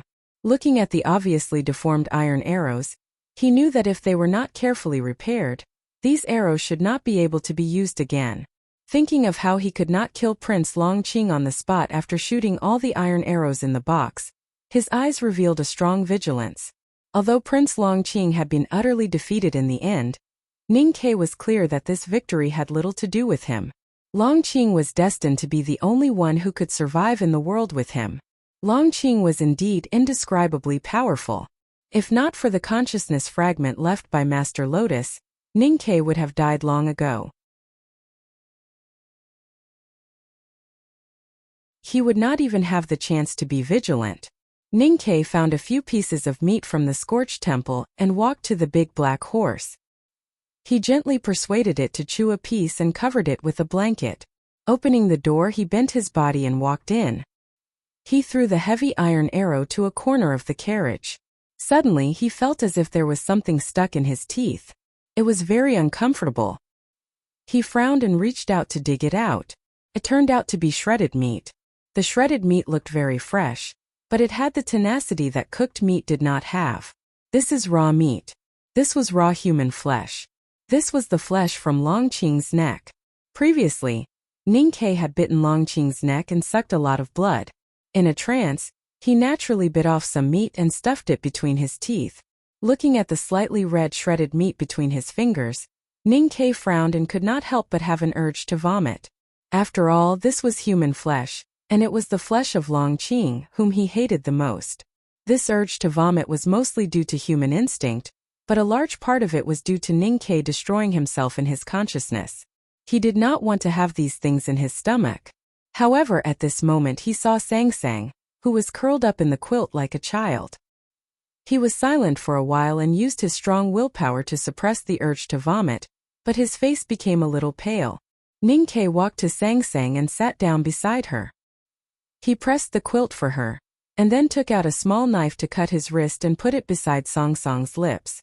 Whether it was the pain of the knife cutting his wrist and almost cutting his bones, or the terrible feeling of Sang Sang sucking his blood unconsciously in a coma, none of it made his expression change. He just sat there in silence, looking at Sang Sang calmly and even lovingly. Sang Sang was extremely weak and poisoned, so she did not have a strong suction force when she was in a coma. Before long, the wound on Ning Ke's wrist gradually healed. He raised his arm without hesitation, picked up the knife and cut deeply again. Then he put the knife to her lips again. He had sucked Longqing's blood before, and a part of the power of the heavenly power pill in Longqing's flesh and blood had entered his body. He was very clear that the power of the heavenly power pill had just entered his blood from his stomach when he picked up the arrow, but it had not been completely absorbed by him. In other words, only at this moment could his blood save people. After making sure that Sang Sang had sucked enough blood, Ning Ke moved his wrist away and walked out of the carriage to the big black horse under the eaves of the ruined temple. The last few drops of rain fell on his pale face, as if to wash it until it became transparent. He walked to the big black horse and took out the most precious sealwort prepared by 11th brother. Then, he rubbed it on his wrist roughly and put it in front of the big black horse's mouth. The sealwort contained a lot of power. Except for the old yellow bull, the big white goose, and the big black horse, no one could directly swallow it like this, not even Ning Ke, who had joined the devil. At this time, the sealwort was mixed with his blood, which had the smell of the heavenly power pill, and the sealwort was even more pungent. The big black horse raised its head tiredly and glanced at Ning Quebec. It sniffed the blood on the sealwort and thought that no one would want to eat such a bloody thing. It was really not in line with the taste of the Academy's idiot. It turned its head away with extreme disgust. Ning Ke subconsciously raised his hand and wanted to beat it up like before. But when he saw its pitiful but proud appearance, his heart softened. Eat it quickly. It's good for your health. He coaxed it softly. The big black horse looked at him confusedly and wondered why he was different today. The big black horse ate the blood-stained sealwort and Sang Sang drank half of the blood in her belly. They were both digesting the power inside. During this period of time, Ningke made some simple repairs to the wheels of the horse carriage. Then, he looked at the carriage wall that was made of steel and fell silent. He did not know how he could punch through the wall of the carriage. It was extremely difficult even for the powerhouses of the devil's doctrine to do so.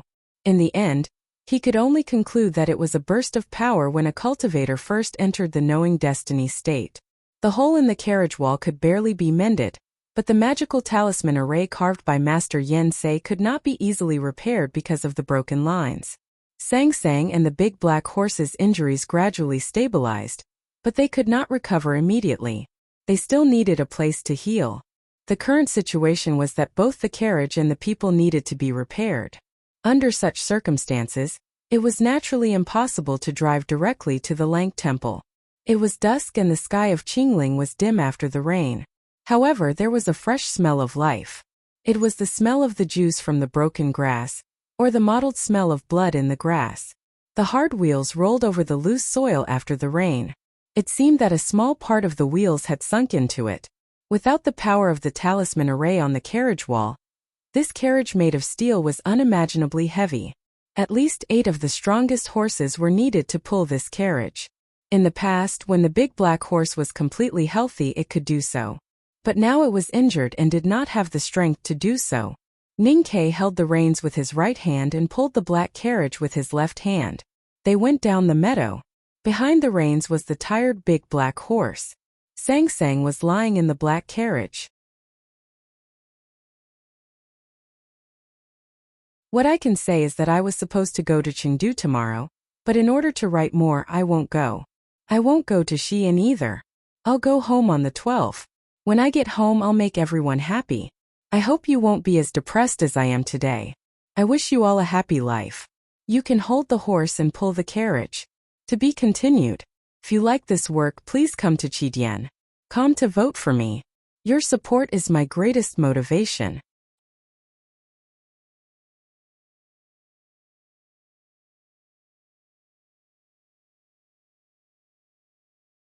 Chapter 536. The Kingdom of Qi was located in the southwest, and was an inconspicuous country among the countries in the Central Plains. Naturally, its capital city could not be compared to Chang'an. It was not magnificent, but it was exceptionally clean and quiet. Under the yellowish ginkgo leaves, pedestrians weaved in and out. They looked calm or numb, as if the beautiful scenery on the street and the daily life stories around them could not affect them at all. For thousands of years, the Kingdom of Qi had been a vassal of the divine halls of West Hill. Haotian Taoism enjoyed a high status here. Carriages bearing the emblem of the divine halls would occasionally pass through the streets, and the people would kneel by the roadside devoutly. There was a white Taoist temple in the north of the capital. The exterior of the building was inlaid with various gems, and the edges of the rain path were painted with gold powder. It was obviously modeled after the divine halls of West Hill on Peach Mountain, but much smaller. The height of this Taoist temple was even higher than the imperial palace of the Kingdom of Qi in the center of the capital. Standing on top of the Taoist temple and looking at the imperial palace from afar, one would naturally feel as if they were looking down from above. This difference in height was a deliberate arrangement, and it was also the true portrayal of the situation for thousands of years. The succession of the Qi kingdom's throne had to be approved by the Divine Hall. Regardless of military or diplomatic affairs, the Divine Hall's influence could not be shaken off. Therefore, one could imagine how powerful the Divine Hall was here. The red-robed priest who lived in the Taoist Hall had a status even vaguely higher than the emperor in Qi Kingdom. With power came endless wealth and resources. All the citizens of the Kingdom of Qi knew that the most dazzling jewels and the rarest items in the Taoist temple were not in the imperial palace, but in the Taoist temple. Wealth was always tempting. Even the most daring and powerful robbers would not dare to steal from the Taoist temple. No robber would be stupid enough to rob here, because this Taoist temple was the most heavily guarded place in the Kingdom of Qi. No one dared to easily offend it in Haotian's world. Just a few days ago, something major happened in the Kingdom of Qi. The celestial master Taoism of Longhu Mountain was massacred, and the national master, celestial master Zhang, died horribly. The divine halls and the royal family of the Kingdom of Qi jointly sent a large number of people to investigate. However, The atmosphere in the capital was still as gloomy as autumn. The security in the Taoist temple grew tighter. The knights standing on both sides of the stone steps stared coldly at the passers-by. Their eyes were as cold as ice, as if everyone was a thief in their eyes. On the quiet street, an ear-piercing and unpleasant sound of friction suddenly rang out. The knights immediately became alert and looked in that direction. Their indifferent eyes were suddenly filled with disbelief. A black carriage was slowly moving along the street. The black wheels of the carriage rolled over the hard stone road, leaving behind a deep mark. Broken stone chips flew in all directions. The knights were shocked speechless. They wondered how heavy the black carriage was to create such an effect. Also, what material were the wheels of the carriage made of? How could they not be deformed?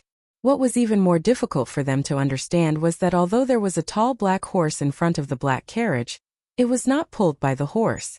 Instead, there was an extremely thick rope tied to the front of the carriage, which was pulled by a young man. How strong did this young man have to be to pull such a heavy carriage? This matter was immediately reported to the Taoist temple. A middle-aged divine priest came out to have a look. When he saw this scene, his face became a little gloomy and a little complicated. A person who could pull this carriage with one hand was certainly not an ordinary person. Although he was vigilant, he did not want to cause any trouble. The black carriage slowly moved up the ramp and stopped in front of the Taoist temple. The big black horse lowered its head and panted heavily. It looked extremely tired. Some of the knights who were good horses looked at its smooth fur, and could not help but feel sorry for it. They thought that the young man was really bad for raising such a divine horse into a sick one. "What are you doing here?" The middle-aged divine priest looked at the young man and asked with a slight frown. As a member of the West Hill Divine Palace, he carried out decrees on behalf of Haotian in the world. He was used to living a high and mighty life in the capital of the kingdom of Qi. Naturally, he was arrogant and cold. He thought that his question was very gentle, but he did not know how rude it was to others. The young man was, of course, Ningquebec. If it had been in the past, he would not have been able to accept the West Hill Divine Palace priests. He hated the most speaking to him in the most detestable tone. However, he had come to this Taoist hall for other matters. Moreover, after the battle at the Red Lotus Temple, his temperament had strangely become much quieter. "My wife is seriously ill. I heard that the Taoist temple can cure her, so," Ningke said. Only then did the middle-aged divine priest realize that the young man had come to seek medical advice. He could not help but frown and was about to reprimand him. However, he recalled the scene of the black carriage rolling over the stone path and suppressed his impatience. He waved his hand and said, "It's not time to put the medicine yet. Come back in 3 days." Billions of people in the world were believers of Haotian.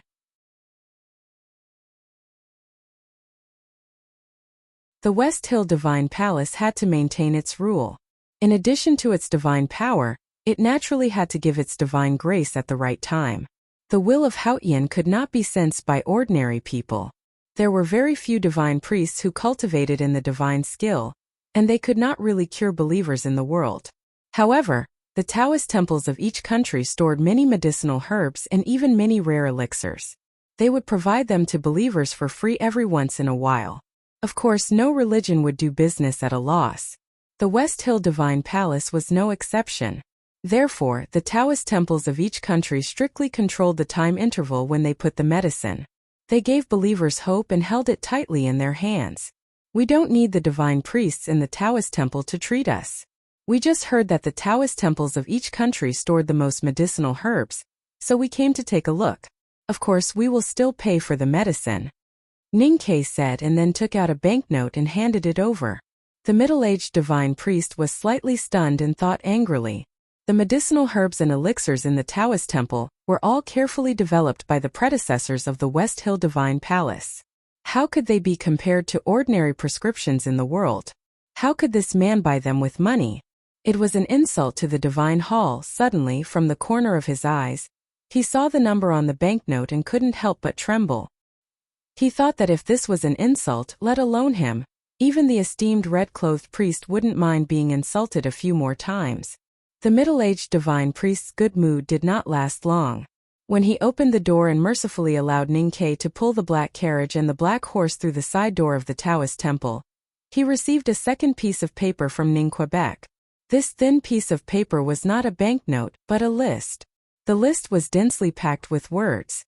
There were at least 30 kinds of precious medicinal herbs and elixirs, and a large number of them were the secret treasures of the Taoist temple, and were forbidden to be spread to the outside world.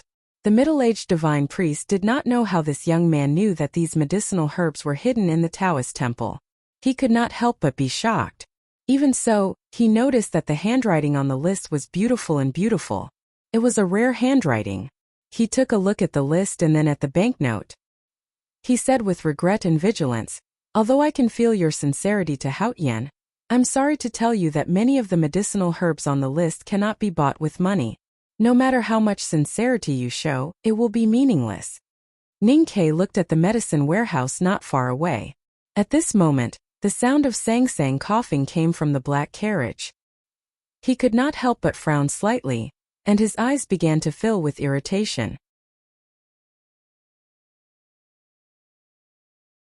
After leaving the Green Mountain Red Lotus Temple yesterday evening, he did not continue to the Lank Temple.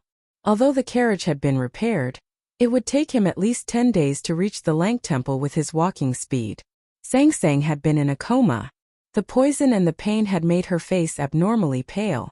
Under such circumstances, he could only choose the nearest big city, and then find the medicinal herbs he needed. Before leaving Chang'an, the 11th brother of the academy, Wang Qi, had left him more than a dozen prescriptions. However, these prescriptions looked ordinary, but some of the herbs could only be found in the back of the mountain of the academy. They were hard to find in the world, no matter if it was a prescription to suppress the cold aura or a prescription to detoxify. Other than the academy, the Taoist temple had the most rare medicinal herbs. Therefore, Ning-Ke decided to go to the nearest capital of the kingdom of Qi. From yesterday evening until now, he had led the big black horse in one hand and dragged the heavy carriage with the other. He did not sleep, rest, drink or eat, and trudged on the muddy road after the rain. He had actually made it to the capital. One could imagine how much effort and price he had paid. The only thing that could comfort him was that Sang-Sang finally woke up in the early morning. Although her coughing became worse and showed no signs of getting better, at least he was relieved. At this time, Ning-Ke seemed to be fine, but in fact, his physical strength had been exhausted. His mind was a little dazed because of excessive tension and fatigue. He had almost forgotten everything. He forgot that he was going to the Lank Temple to participate in the Yulan Hungry Ghost Festival. He forgot that he had just fought with Prince Longqing and the Fallen Knight. He forgot that he had entered the Knowing Destiny state. He only remembered that he had to find the medicinal herbs for Sang-Sang. However, just when he was about to get the medicinal herbs, something else happened. Ning-Ke was still silent, but the emotions in his eyes became colder and colder. In the depths of coldness, there was a terrifying manic emotion. His hand slowly grasped the hilt of his knife. Seeing this, the middle-aged divine priest's face suddenly became extremely ugly. He could accept this young man insulting him with silver notes, but he could not accept the young man threatening him with violence. He was a divine priest serving Haotian.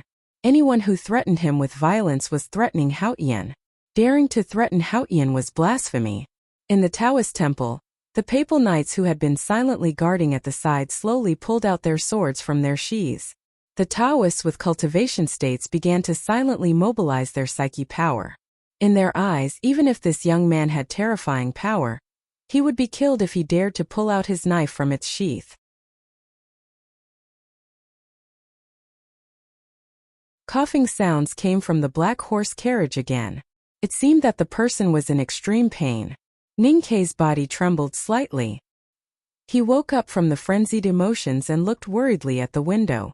A thin arm stretched out from the window and gently wiped the beads of sweat from his forehead with a handkerchief. A weak and pitiful voice came from the carriage. "I'm so tired. Get in the carriage." Ning-Ke could fall asleep with his eyes closed. He was indeed extremely tired, but he could not forget the purpose of his trip. He said, "I want to find some medicines." Song Song's weak voice sounded again. She said, "Have you forgotten who I am? If I asked them for some medicines, they would be too embarrassed to refuse. I was supposed to fly to Chengdu today, but I said yesterday that I cancelled it in order to go home earlier to write more words and work harder. But I received a call from 72 in the afternoon, asking when I would arrive and if he could pick me up at the airport for a drink. I said I would not come, I would go home to grab the monthly ticket. He was silent on the phone for a moment, and then he laughed wildly. Finally, he said that the monthly ticket was not something you could grab if you wanted to.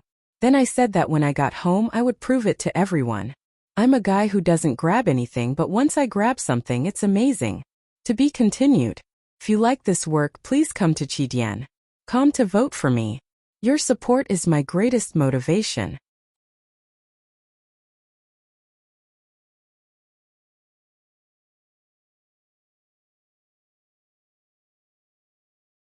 Chapter 537. Ningke sobered up a little when he heard Song Song's tired voice. He loosened his grip on the hilt of his padao and reached for his waist. He was a Tang from the academy, so he had no good feelings for these fakes from the West Hill Divine Palace. Moreover, Sang Sang was extremely worried and emotionally unstable. However, there was no need to start a war between the Divine Hall and the academy if he could avoid using force. Just as he was about to take his hand out from his waist, an old voice rang out from the depths of the temple. Mr. 13, you don't have to take it. This is not the wilderness, and I am not Chang Lishua. As the aged voice sounded, the expressions of the middle-aged priest and the knights immediately became serious. A moment later, an elderly priest wearing a crimson divine robe slowly walked out. Not all Taoists in the West Hill Divine Palace were qualified to wear crimson robes, especially the red-robed priests who were stationed in various vassal states. They had a status that their peers in the Divine Hall could not reach. This old red-robed priest had been stationed in the Kingdom of Qi for more than 30 years. Even though he did not have a strong background in the West Hill Divine Palace, even the Emperor of the Kingdom of Qi had to show him enough respect. Looking at the black horse carriage and Ningke beside it, the red-robed divine priest's cloudy eyes were filled with vigilance. He thought that this person had already left the Tang Empire's diplomatic corps and went straight to the Lang Temple. Why would he appear here today? Hearing the name Mr. 13, the previously vigilant and cold knights finally knew the identity of the young man beside the black horse carriage. They could not help but feel extremely conflicted. The Tang Empire was the most powerful country in the world, and the only world that the West Hill Divine Palace could not control. The Academy and Haotian Taoism had always been enemies. There had been many earth-shattering battles that mortals did not know about, but they had never fallen out with each other. The respected red-robed priest could not be arrogant in front of a disciple of the second floor of the Academy, but he would not show any fear either. Under the protection of the West Hill Divine Palace, vassal states like the Song and Qi kingdoms had never experienced the horrors of the Tang cavalry, so they were not afraid. Therefore, the rest of the people in the temple were relatively calm. Looking at the priest in red, Ningke said, "Since you know who I am and you don't want those things to happen in the wilderness, I think we can negotiate. I just need some medicinal herbs from you, and I'm willing to pay for them. I just need you to hurry up." The red-robed divine priest took the list from the middle-aged subordinate. He frowned and said, "The academy is indeed worthy of respect, but the Taoism Hall is a place to worship Haotian."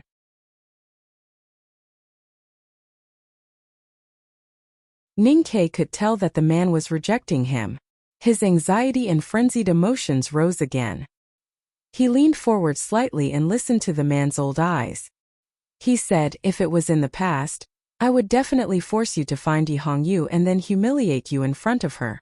But now I am very anxious, so I beg you to take a good look at the waist token in my hand." He took out a token from his belt and raised it in front of the priest. The distance was so close that it looked like he had smashed it on the priest's wrinkled face. The priest in red heard Yi Hongyu's name. It sounded familiar, but he couldn't figure it out. He had lived in Haotian Taoism all his life. Except for the first few years, he had never heard anyone call her by her name. After a while, he came to his senses and glared at Ning Quebec. Even if Ningke was a core disciple of the headmaster of academy, it was unacceptable for him to call the great divine priest of judgment by her name. However, when his furious gaze came into contact with the waist token, it immediately froze. Looking at the ordinary-looking waist token, the priest in red's old eyes were filled with shock. He thought of the rumor he had heard when he returned to the divine hall last year. He thought of the little handmaiden beside Ning Quebec. His body began to tremble uncontrollably, and every wrinkle on his face turned pale. He suddenly felt that he was really old. He had forgotten so many important things. Since Mr. 13 of the Academy was in front of him, how could that person not be here? Being old and muddle-headed meant being muddle-headed. If he was as muddle-headed as himself, how could he continue to be the red-robed divine priest? When he returned to the West Hill this year, if Commander Luo still refused to let go, then he would comply. However, so what if he was old and muddle-headed? After 16 years he finally saw this waist token again. The great divine priest that had been empty for 16 years finally shone again. Everything was enough. The old red-robed divine priest thought of many things in a very short time after seeing the waist token.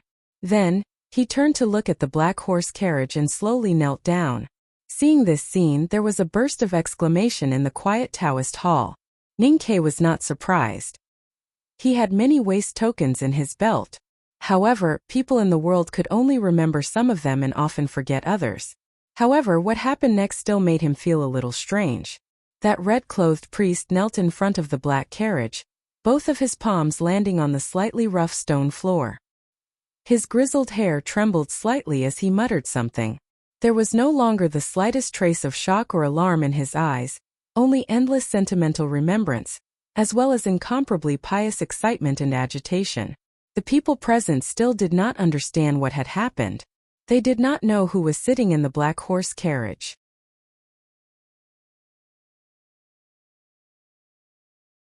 Even if the great divine priest of West Hill had come in person, the red-robed divine priest would not have made such a big bow.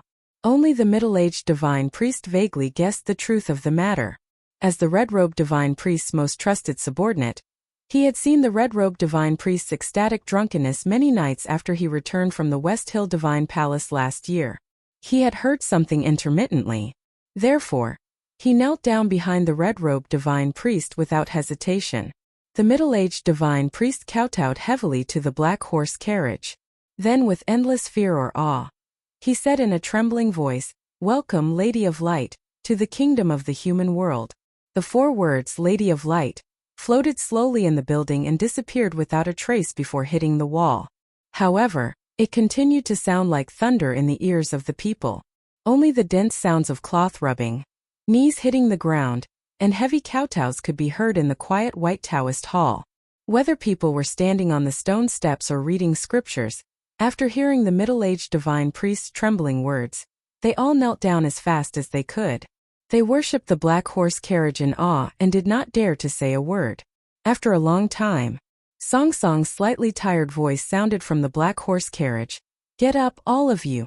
No one got up, because the most respected red-robed divine priest was still kneeling in front of the black horse carriage. From the moment he heard the voice, turbid tears began to flow down his old face. His deep wrinkles were immediately wet, like the cracked earth that had been dry for countless years finally welcoming the spring rain. His face was covered with tears, and his body trembled. He was so happy that he forgot to stand up. Let me say this because Mo Yen won the award. I was really happy for a long time and then delayed some time. Okay, I was mainly packing my luggage and chatting with my parents, so I didn't write much. Tomorrow I will have to fly for another day. I have to repeat this countless times. The motherland is really King big. I will leave at 8 a.m. in the morning and try to write some on the plane or at the airport when I have a transfer, and then I will only get home after 9 p.m. If I really can't write anymore, then I will change my leave from the Saturday the day after tomorrow to tomorrow and report to everyone. To be continued. If you like this work, please come to Chidian.com to vote for me. Your support is my biggest motivation.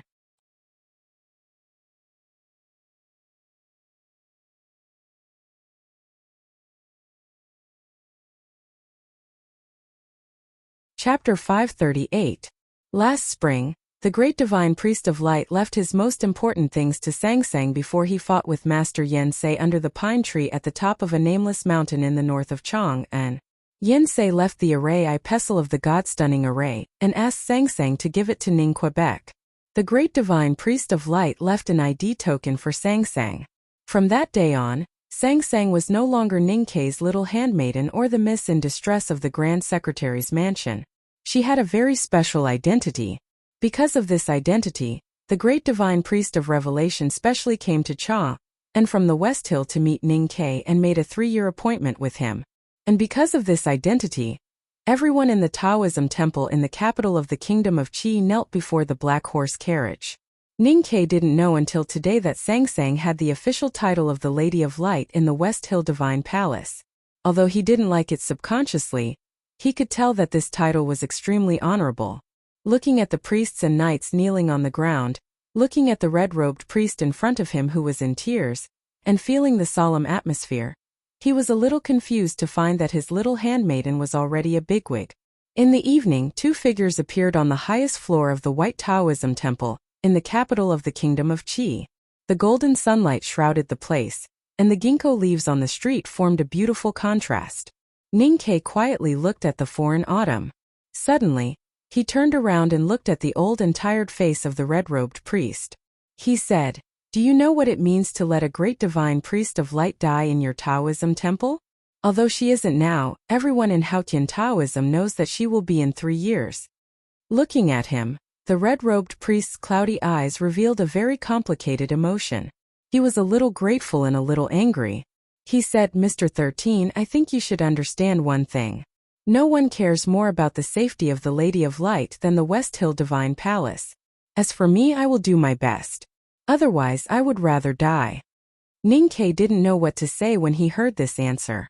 Even he couldn't find any fault with the old priest's actions in the past half a day. Relying on the supreme power of the West Hill Divine Palace and its vassal states, the red-robed divine priest mobilized the entire Taoism temple and the imperial court of the Kingdom of Qi to kidnap the most famous doctors in the capital and bring them back to the Taoism temple to treat Sang Sang in a short period of time. As for the antidote that Ninkei had left for 11th brother, he had already prepared 2 of them forcibly from the imperial palace of the Kingdom of Qi. After taking the medicine, most of the toxins in Sang Sang's body had been eliminated. She was obviously getting better.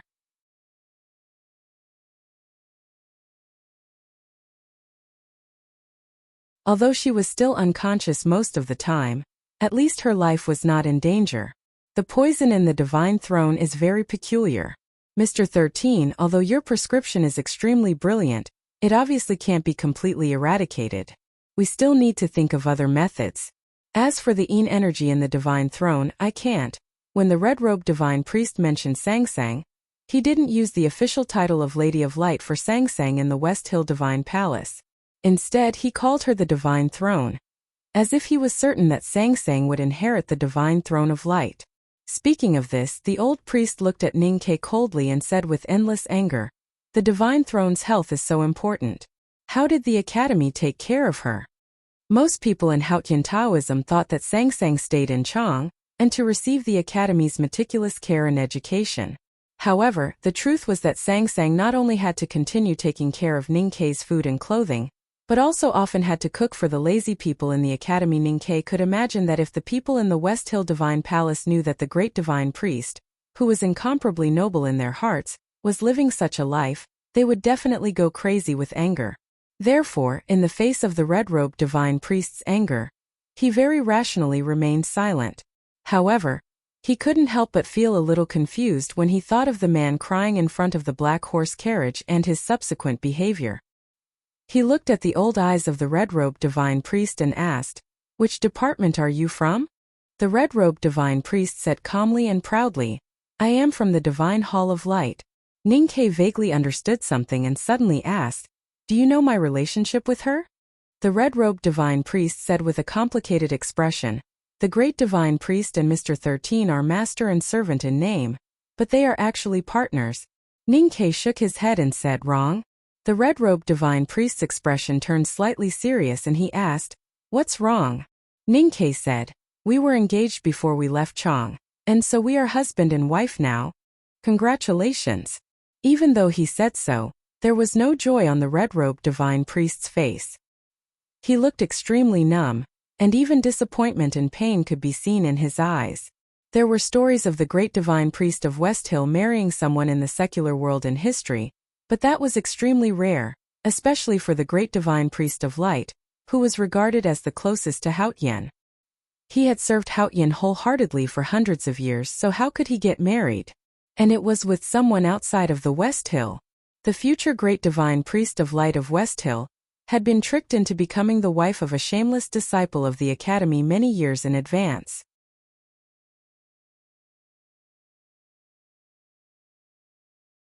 For the people of West Hill, especially in the Divine Hall of Light, it was undoubtedly extremely difficult to accept. However, the great divine priest of revelation had agreed to Ningke's conditions in Chang, and so they could not object. Ningke could see the old man's disappointment, pain and hatred towards him, so he was naturally not afraid. However, he still felt that it was a little troublesome when he thought about the future. He said, "Sang Sang is my wife and no one can change that.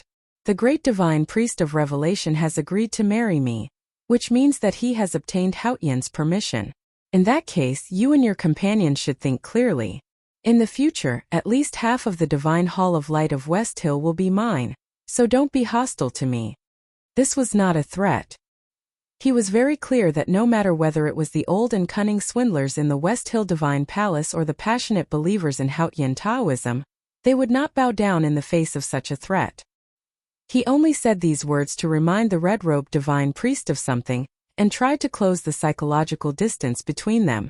However, he did not expect that after hearing these words, the red-robed divine priest did not sneer or get angry. Instead, he began to seriously think about it, and the disappointment and pain in his eyes gradually calmed down. After a long time, the red-robed divine priest looked at Ningke and said calmly, "I agree with you." The red-robed divine priest looked at Ning Quebec. "In the future, there should be a seat for you in the Divine Hall of Light. If the great divine priest is willing, he can even give you half of the Divine Hall of Light. What's the big deal?" So it was Ningke's turn to frown and think.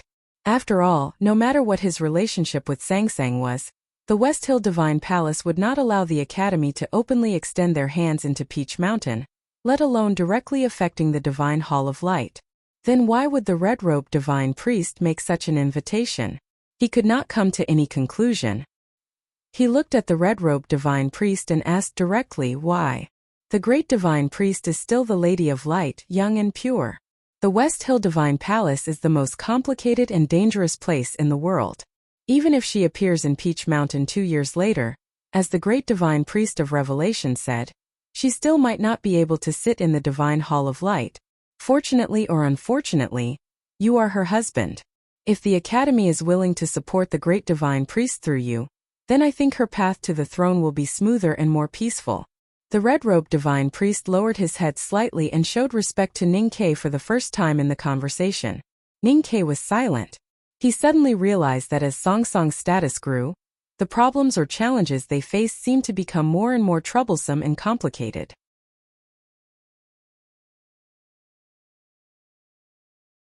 However, these problems could only be faced in the future.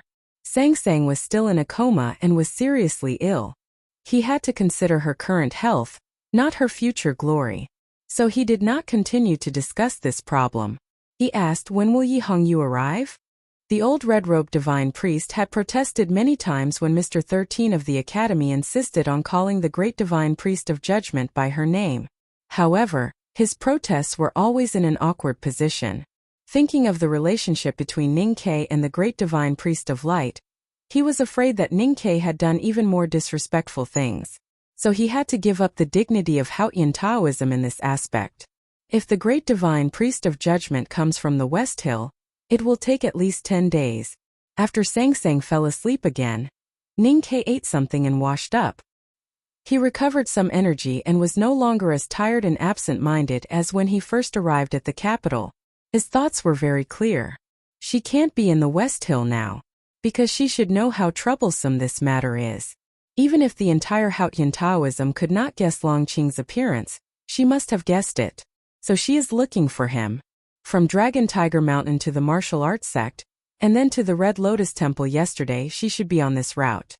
Then he looked at the weak red-robed divine priest and said, If so, why can't she do the same from the Red Lotus Temple if I can spend a day and a night to get here?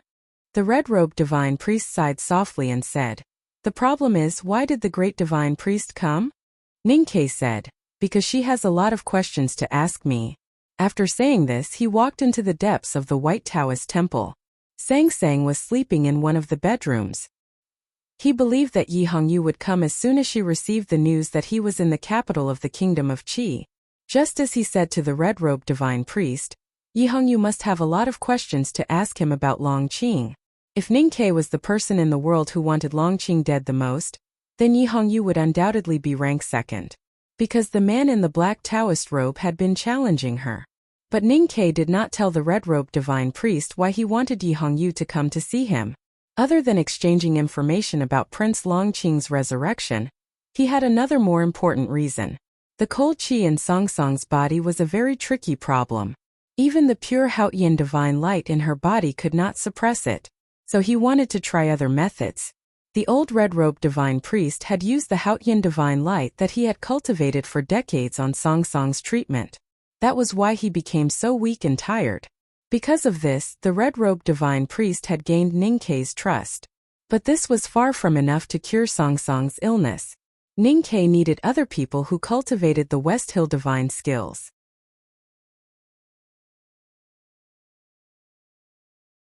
Yi Hongyu was undoubtedly the best candidate. At this time, Ninkei did not know that this person had become the West Hill Great Divine Priest of Judgment. In his eyes, Yi Hongyu was the medicine that Sang Sang needed the most. I'm going home. I've been rushing around. I'd like to announce in advance that from the 16th until the end of the month. Yes, let's have fun together. To be continued. If you like this work, please come to Qidian.com to vote for me. Your support is my biggest motivation.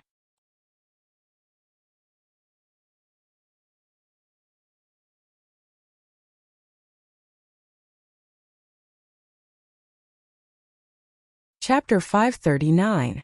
In the capital of the kingdom of Qi, vigorous and chilling music rang out.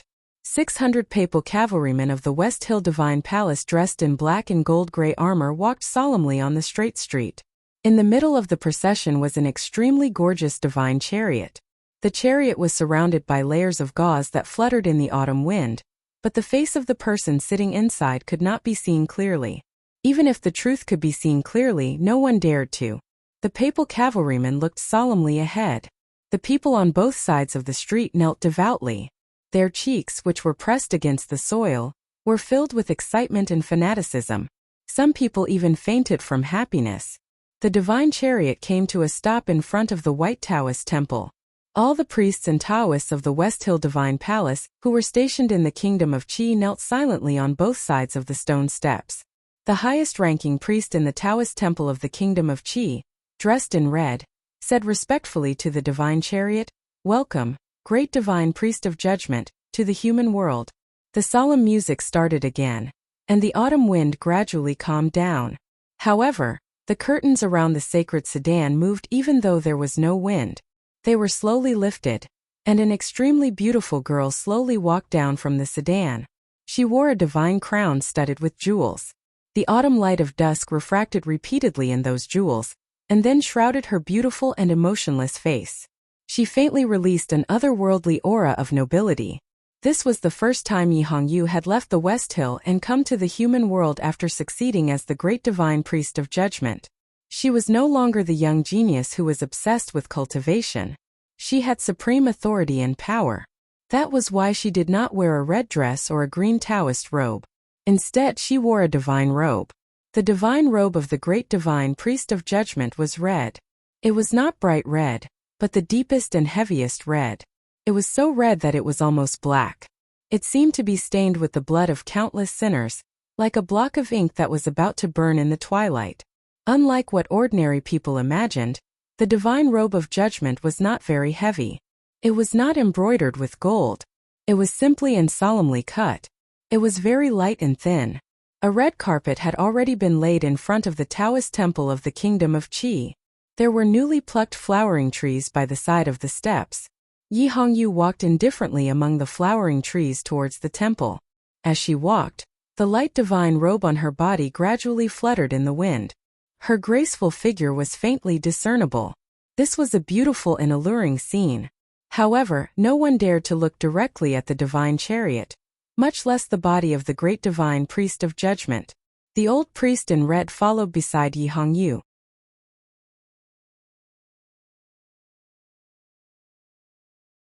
Just like the priests from the judicial department, he lowered his head desperately, as if he wanted to be blind.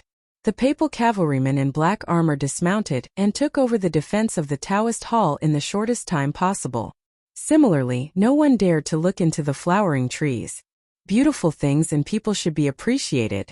Seductive gracefulness was worthy of fanatical worship. However, once these beauties and seductions were associated with a great divine priest of West Hill, it was dangerous. They did not want to be. So they of divine of hill of West Hill. And of divine. Of divine of yang.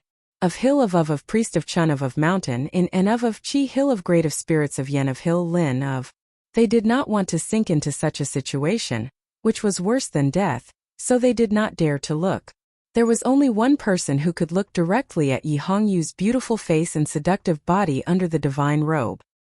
His expression was calm, but he did not hide the admiration and desire in his eyes. Yi Hongyu looked at the young man in the black uniform of the academy behind the door of the temple. A smile suddenly appeared on her beautiful face, which her subordinates had never seen. Her smile was very complicated. It was a little mocking, emotional, disdainful, and contemptuous. It was definitely not a sweet smile, but it was just a smile. She seemed to have returned from the infinite light and solemn divine kingdom to the human world, from the high and mighty great divine priest to the house by Yanming Lake in Chang'an. Yi Hongyu walked into the temple. The heavy door of the temple slowly closed behind her. All the subordinates and officials of the divine hall of the kingdom of Qi looked at the closed door in shock. They did not know why the great divine priest had left them outside. Beside the divine chariot at the bottom of the stone steps of the temple, there was a man who was as burly as a mountain. He slowly raised his head and looked at the door. His face was full of hatred, but a moment later, the hatred on his face turned into confusion and fear. Even though the whole world admits that you are the most beautiful woman in Haotian Taoism, you will become a statue if you always pretend to be lonely and hopeless. No matter how beautiful you are, you will still make people feel that you are lifeless. Ning Ke looked at Yi Hongyu and said seriously, "You are more beautiful when you smile. I like to see you smile." Yi Hongyu reached out and took off the jeweled crown from her head and handed it to him. Then she rubbed her sore neck and said, "Can I interpret what you said as flirting?" Ning Ke took the crown and realized that it was indeed very heavy. Thinking that he was holding the crown of the great divine priest of judgment, even he felt a little nervous. He said, "How would I dare to flirt with you?"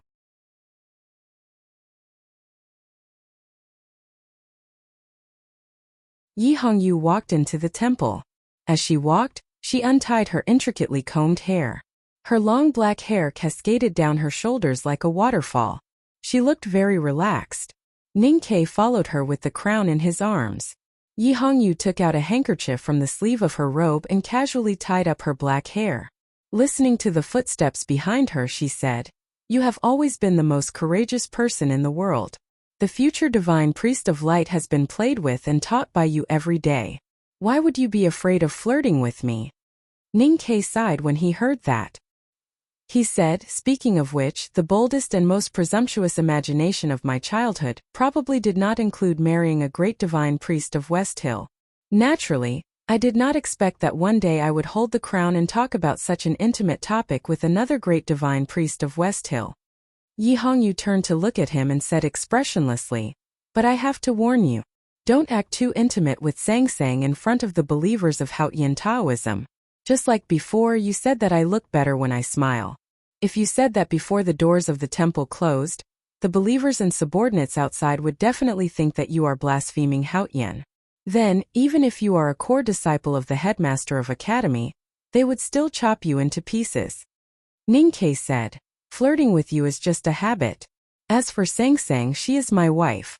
Even the hierarch lord has no right to control her. What can your subordinates do to me?" Yi Hongyu looked at him quietly and said, "Do you really think so?" Ning Ke thought of the hundreds of papal knights he saw earlier, especially the dozens of judicial priests who were obviously in the see-through state. He could not help but fall silent, especially the burly man beside the sacred sedan.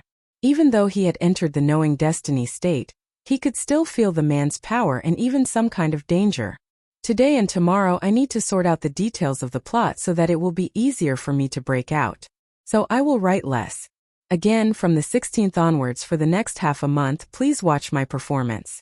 It will be very sustained and powerful. I don't ask for a moment, but we will be together forever. To be continued. If you like this work, please come to Chidian.com to vote for me. Your support is my greatest motivation.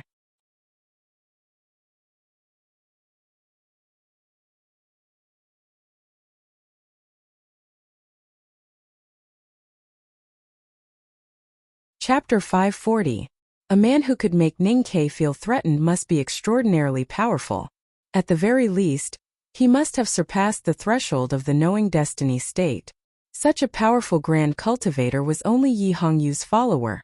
Ning Ke thought of the dozens of see-through state powerhouses walking around the divine sedan of judgment. He was shocked that Haotian Taoism had hidden such a powerful force, and finally had a clear understanding of Yi Hongyu's power. There were winding corridors and stairs in the white Taoist temple building. The red twilight shone through the stone windows and refracted on the stone steps, giving off a warm aura. Yi Hongyu lifted her blood-red divine robe with both hands, revealing her fair ankles. She did not care that this posture was somewhat indecent and walked up the stone steps. Her movements were light, and her casually tied black hair swayed behind her. She looked like a village girl in the south of the Tang Empire stepping on grapes in a barrel with her long skirt. Ning Ke followed behind her and looked at this scene. He was not intoxicated by the seduction in the whiteness, but he had to admit that it was really beautiful. Whether it was the Tao addict in the past or the great divine priest of judgment now, Yi Hongyu would never show her girlish side in front of her subordinates and believers, nor would she deliberately spread her aura of seduction. She would only show her true self in front of those she truly trusted or those she thought qualified to be her opponent. The most beautiful Taoist girl was now faintly plated with a layer of divinity's brilliance, making her look even more unbearable. However, when she took off the layer of divinity's brilliance and revealed her true self, she looked even more alluring. Ning Ke knew that she was not deliberately seducing him, but he knew that this kind of inadvertent seduction was like a divine robe swaying in the wind, revealing the faintly discernible body underneath. It was the sweetest and most tempting honey. He did not want to taste this kind of honey. He moved his gaze away from Yi Hongyu's back and looked at the priests of the judicial department in the temple. He asked, "Who is that burly man beside the divine sedan?" "Luokidi." Yi Hongyu stood on the stone steps and turned around. The hem of her ink-red divine robe spread out with this movement, slightly changing into an oval red flower. It spread out with the wind and then closed up, covering her bare legs. Hearing this name, Ning Ke could not help but be shocked speechless. He had heard of a divine guard commander called Luo Kadi in the West Hill Divine Palace when he was in the academy. He was very powerful and was the Hierarch Lord's most trusted aide. Yi Hongyu knew what he was thinking just by looking at his expression. She said indifferently, "He is the Hierarch's dog. The Hierarch did not allow me to kill dogs, so he lent me this dog for a few days. You really have guts."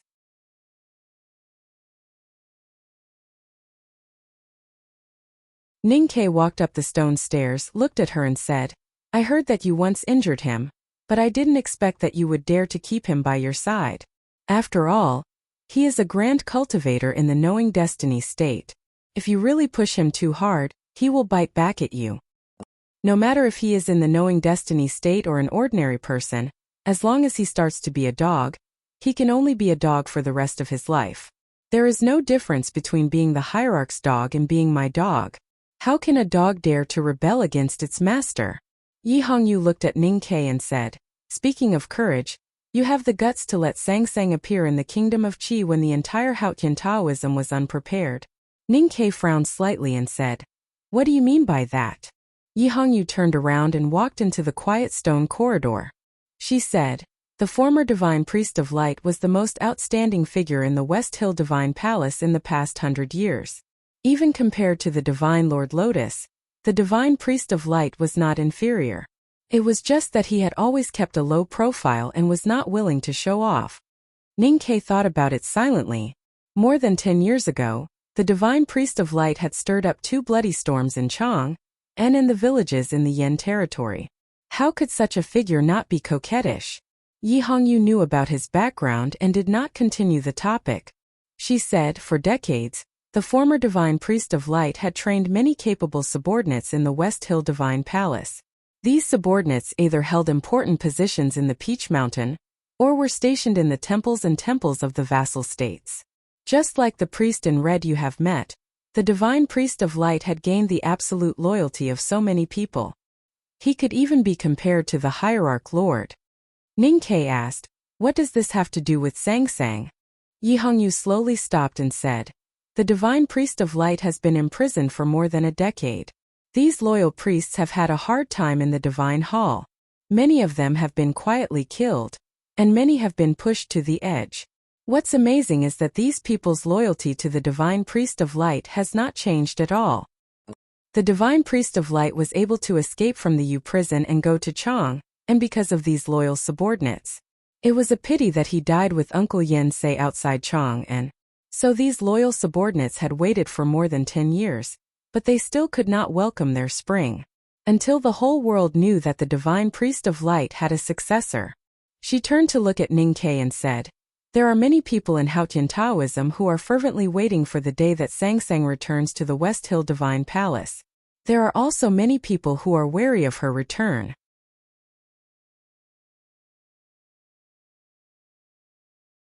Originally, the hierarch lord and I thought that since the great divine priest of revelation said that it would happen in 3 years, Ning-Ke reminded her. Now it is 2 years later. Yi Hongyu continued. The divine hall should have enough time to prepare for Sang-Sang's return. However, no one expected that you would let Sang-Sang appear in the Taoist hall of the kingdom of Qi so much earlier. So many troubles may come early. Ning-Ke frowned slightly and asked, will the return be troublesome? Yi Hongyu said, the successor of the divine priest of light has always been appointed by the previous generation. Even when the great divine priest of light rebelled and founded the devil's doctrine 1,000 years ago, the next great divine priest of light of the West Hill Divine Palace was still appointed by him, because only light is closest to light. Sang-Sang has the inheritance of the previous divine priest of light. So everyone in the West Hill Divine Palace knows that the next great divine priest of light is and can only be her. However, there will always be some people who are not satisfied. Even if they do not dare to do anything disrespectful, they can try some tricks. Ning-Ke asked, for example, what kind of tricks? Yi Hongyu said, the West Hill Divine Palace rules all the believers of Haotian in the world. It is the holiest and dirtiest place in the world. It is not surprising that weird things happen there. Ning-Ke was silent for a long time when he heard this. Then he said, I don't care what problems there are in Haotian Taoism, and I don't care how dirty it is. But I have to remind you that after Sang-Sang goes to the West Hill, no matter if it is the hierarch lord, the great divine priest of revelation, or you have to ensure her safety. Yi Hongyu frowned slightly. She was not happy with his tone. Ning-Ke looked at her and said, because she is my wife, and I am a disciple of the academy. If anything happens to her, or if she is unhappy, I will be very unhappy. Yi Hongyu looked at him and said mockingly, who are you? Ning-Ke said seriously, my second brother likes Sang-Sang very much. Yi Hongyu was silent. Ning-Ke reached out and patted her shoulder. He did not care what kind of shock it would cause if people outside the Taoism hall saw this. He comforted her and said, of course, the academy will not punish you for no reason. You know that we are not unreasonable people. Yi Hongyu looked up at him and said quietly, I did not expect you to be so shameless even now. But do you really think that Junmo's name and the academy's name can scare me? The way I call myself does sound. Ning-Ke's voice suddenly stopped because he saw 2 sacred and majestic divine lights burning in the depths of Yi Hongyu's beautiful eyes. The 2 divine lights seemed to come from the divine kingdom and represented the will of the great existence. His consciousness and body suddenly felt an unprecedented fear.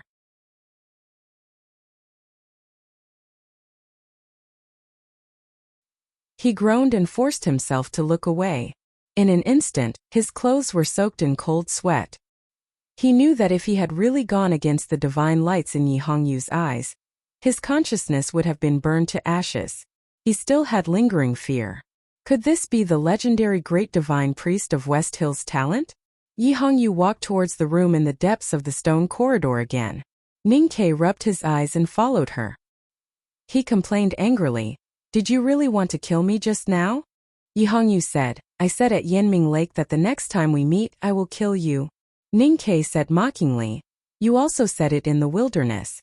But later on you came to Chang'an to eat and stay with me.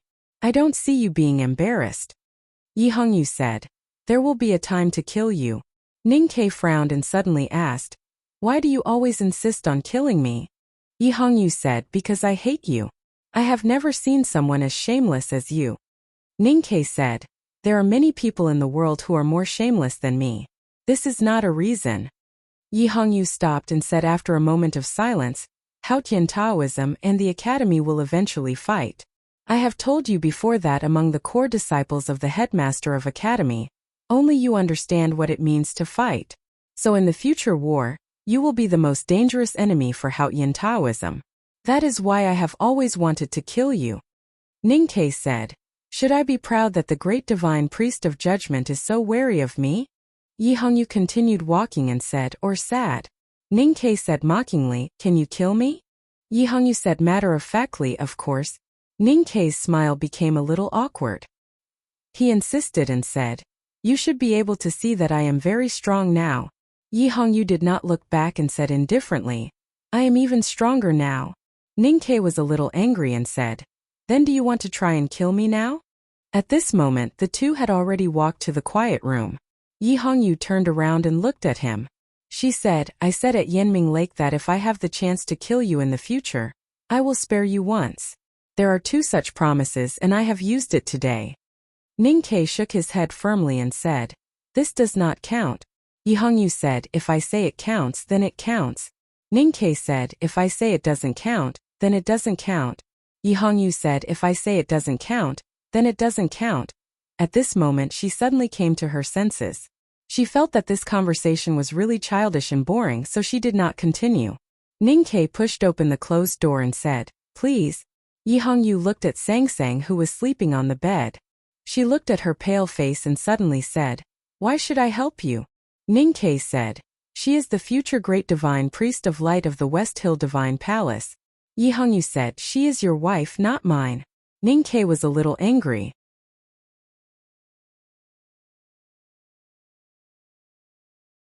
Yi Hongyu said expressionlessly, "Don't pretend to be angry in front of me. You know it is useless." Ning Ke suddenly relaxed and asked helplessly, "Then what do you want in return?" Yi Hongyu stretched out a finger and looked at him. She said, "Count it as once." Ning Ke understood that she meant a chance to spare his life. Without hesitation, he stretched out his finger and hooked hers. He said, "Deal." Yi Hongyu tilted her head slightly and looked at their hooked fingers in the air. She seemed to be deep in thought. Then she shook her head and walked into the room. It was late autumn, and the sun was setting early. The red twilight was gradually swallowed by the buildings in the capital of the kingdom of Qi. The priests and knights of the West Hill Divine Palace guarded the White Taoist temple in silence. They looked at the closed door and thought nervously about what was happening inside. At this moment, a room above the Taoist temple suddenly emitted countless rays of light. It was the pure and holy Haotian's divine light. It instantly engulfed the window and then slowly descended. The sun had already set. A new morning sun rose in the capital of the kingdom of Qi. The people outside the Taoist temple felt the majesty and love in the divine light. They all knelt on the ground. Those who saw the morning sun in the twilight, whether it was the imperial concubine of the kingdom of Qi in the palace or the devout believers in the slums, all knelt in that direction and prayed in awe. From tomorrow onwards, prepare to die. To be continued. If you like this work, please come to Qidian.com to vote for me. Your support is my greatest motivation. You're tuning in to the Li Mei Sword of Destiny YouTube channel. We're so grateful for your support, and don't forget to subscribe to join us on this incredible journey through captivating stories. Your generosity through donations truly makes a world of difference. as it's the primary source of revenue that allows me to expand and enhance this channel for you. Thank you from the bottom of my heart for being a part of this adventure.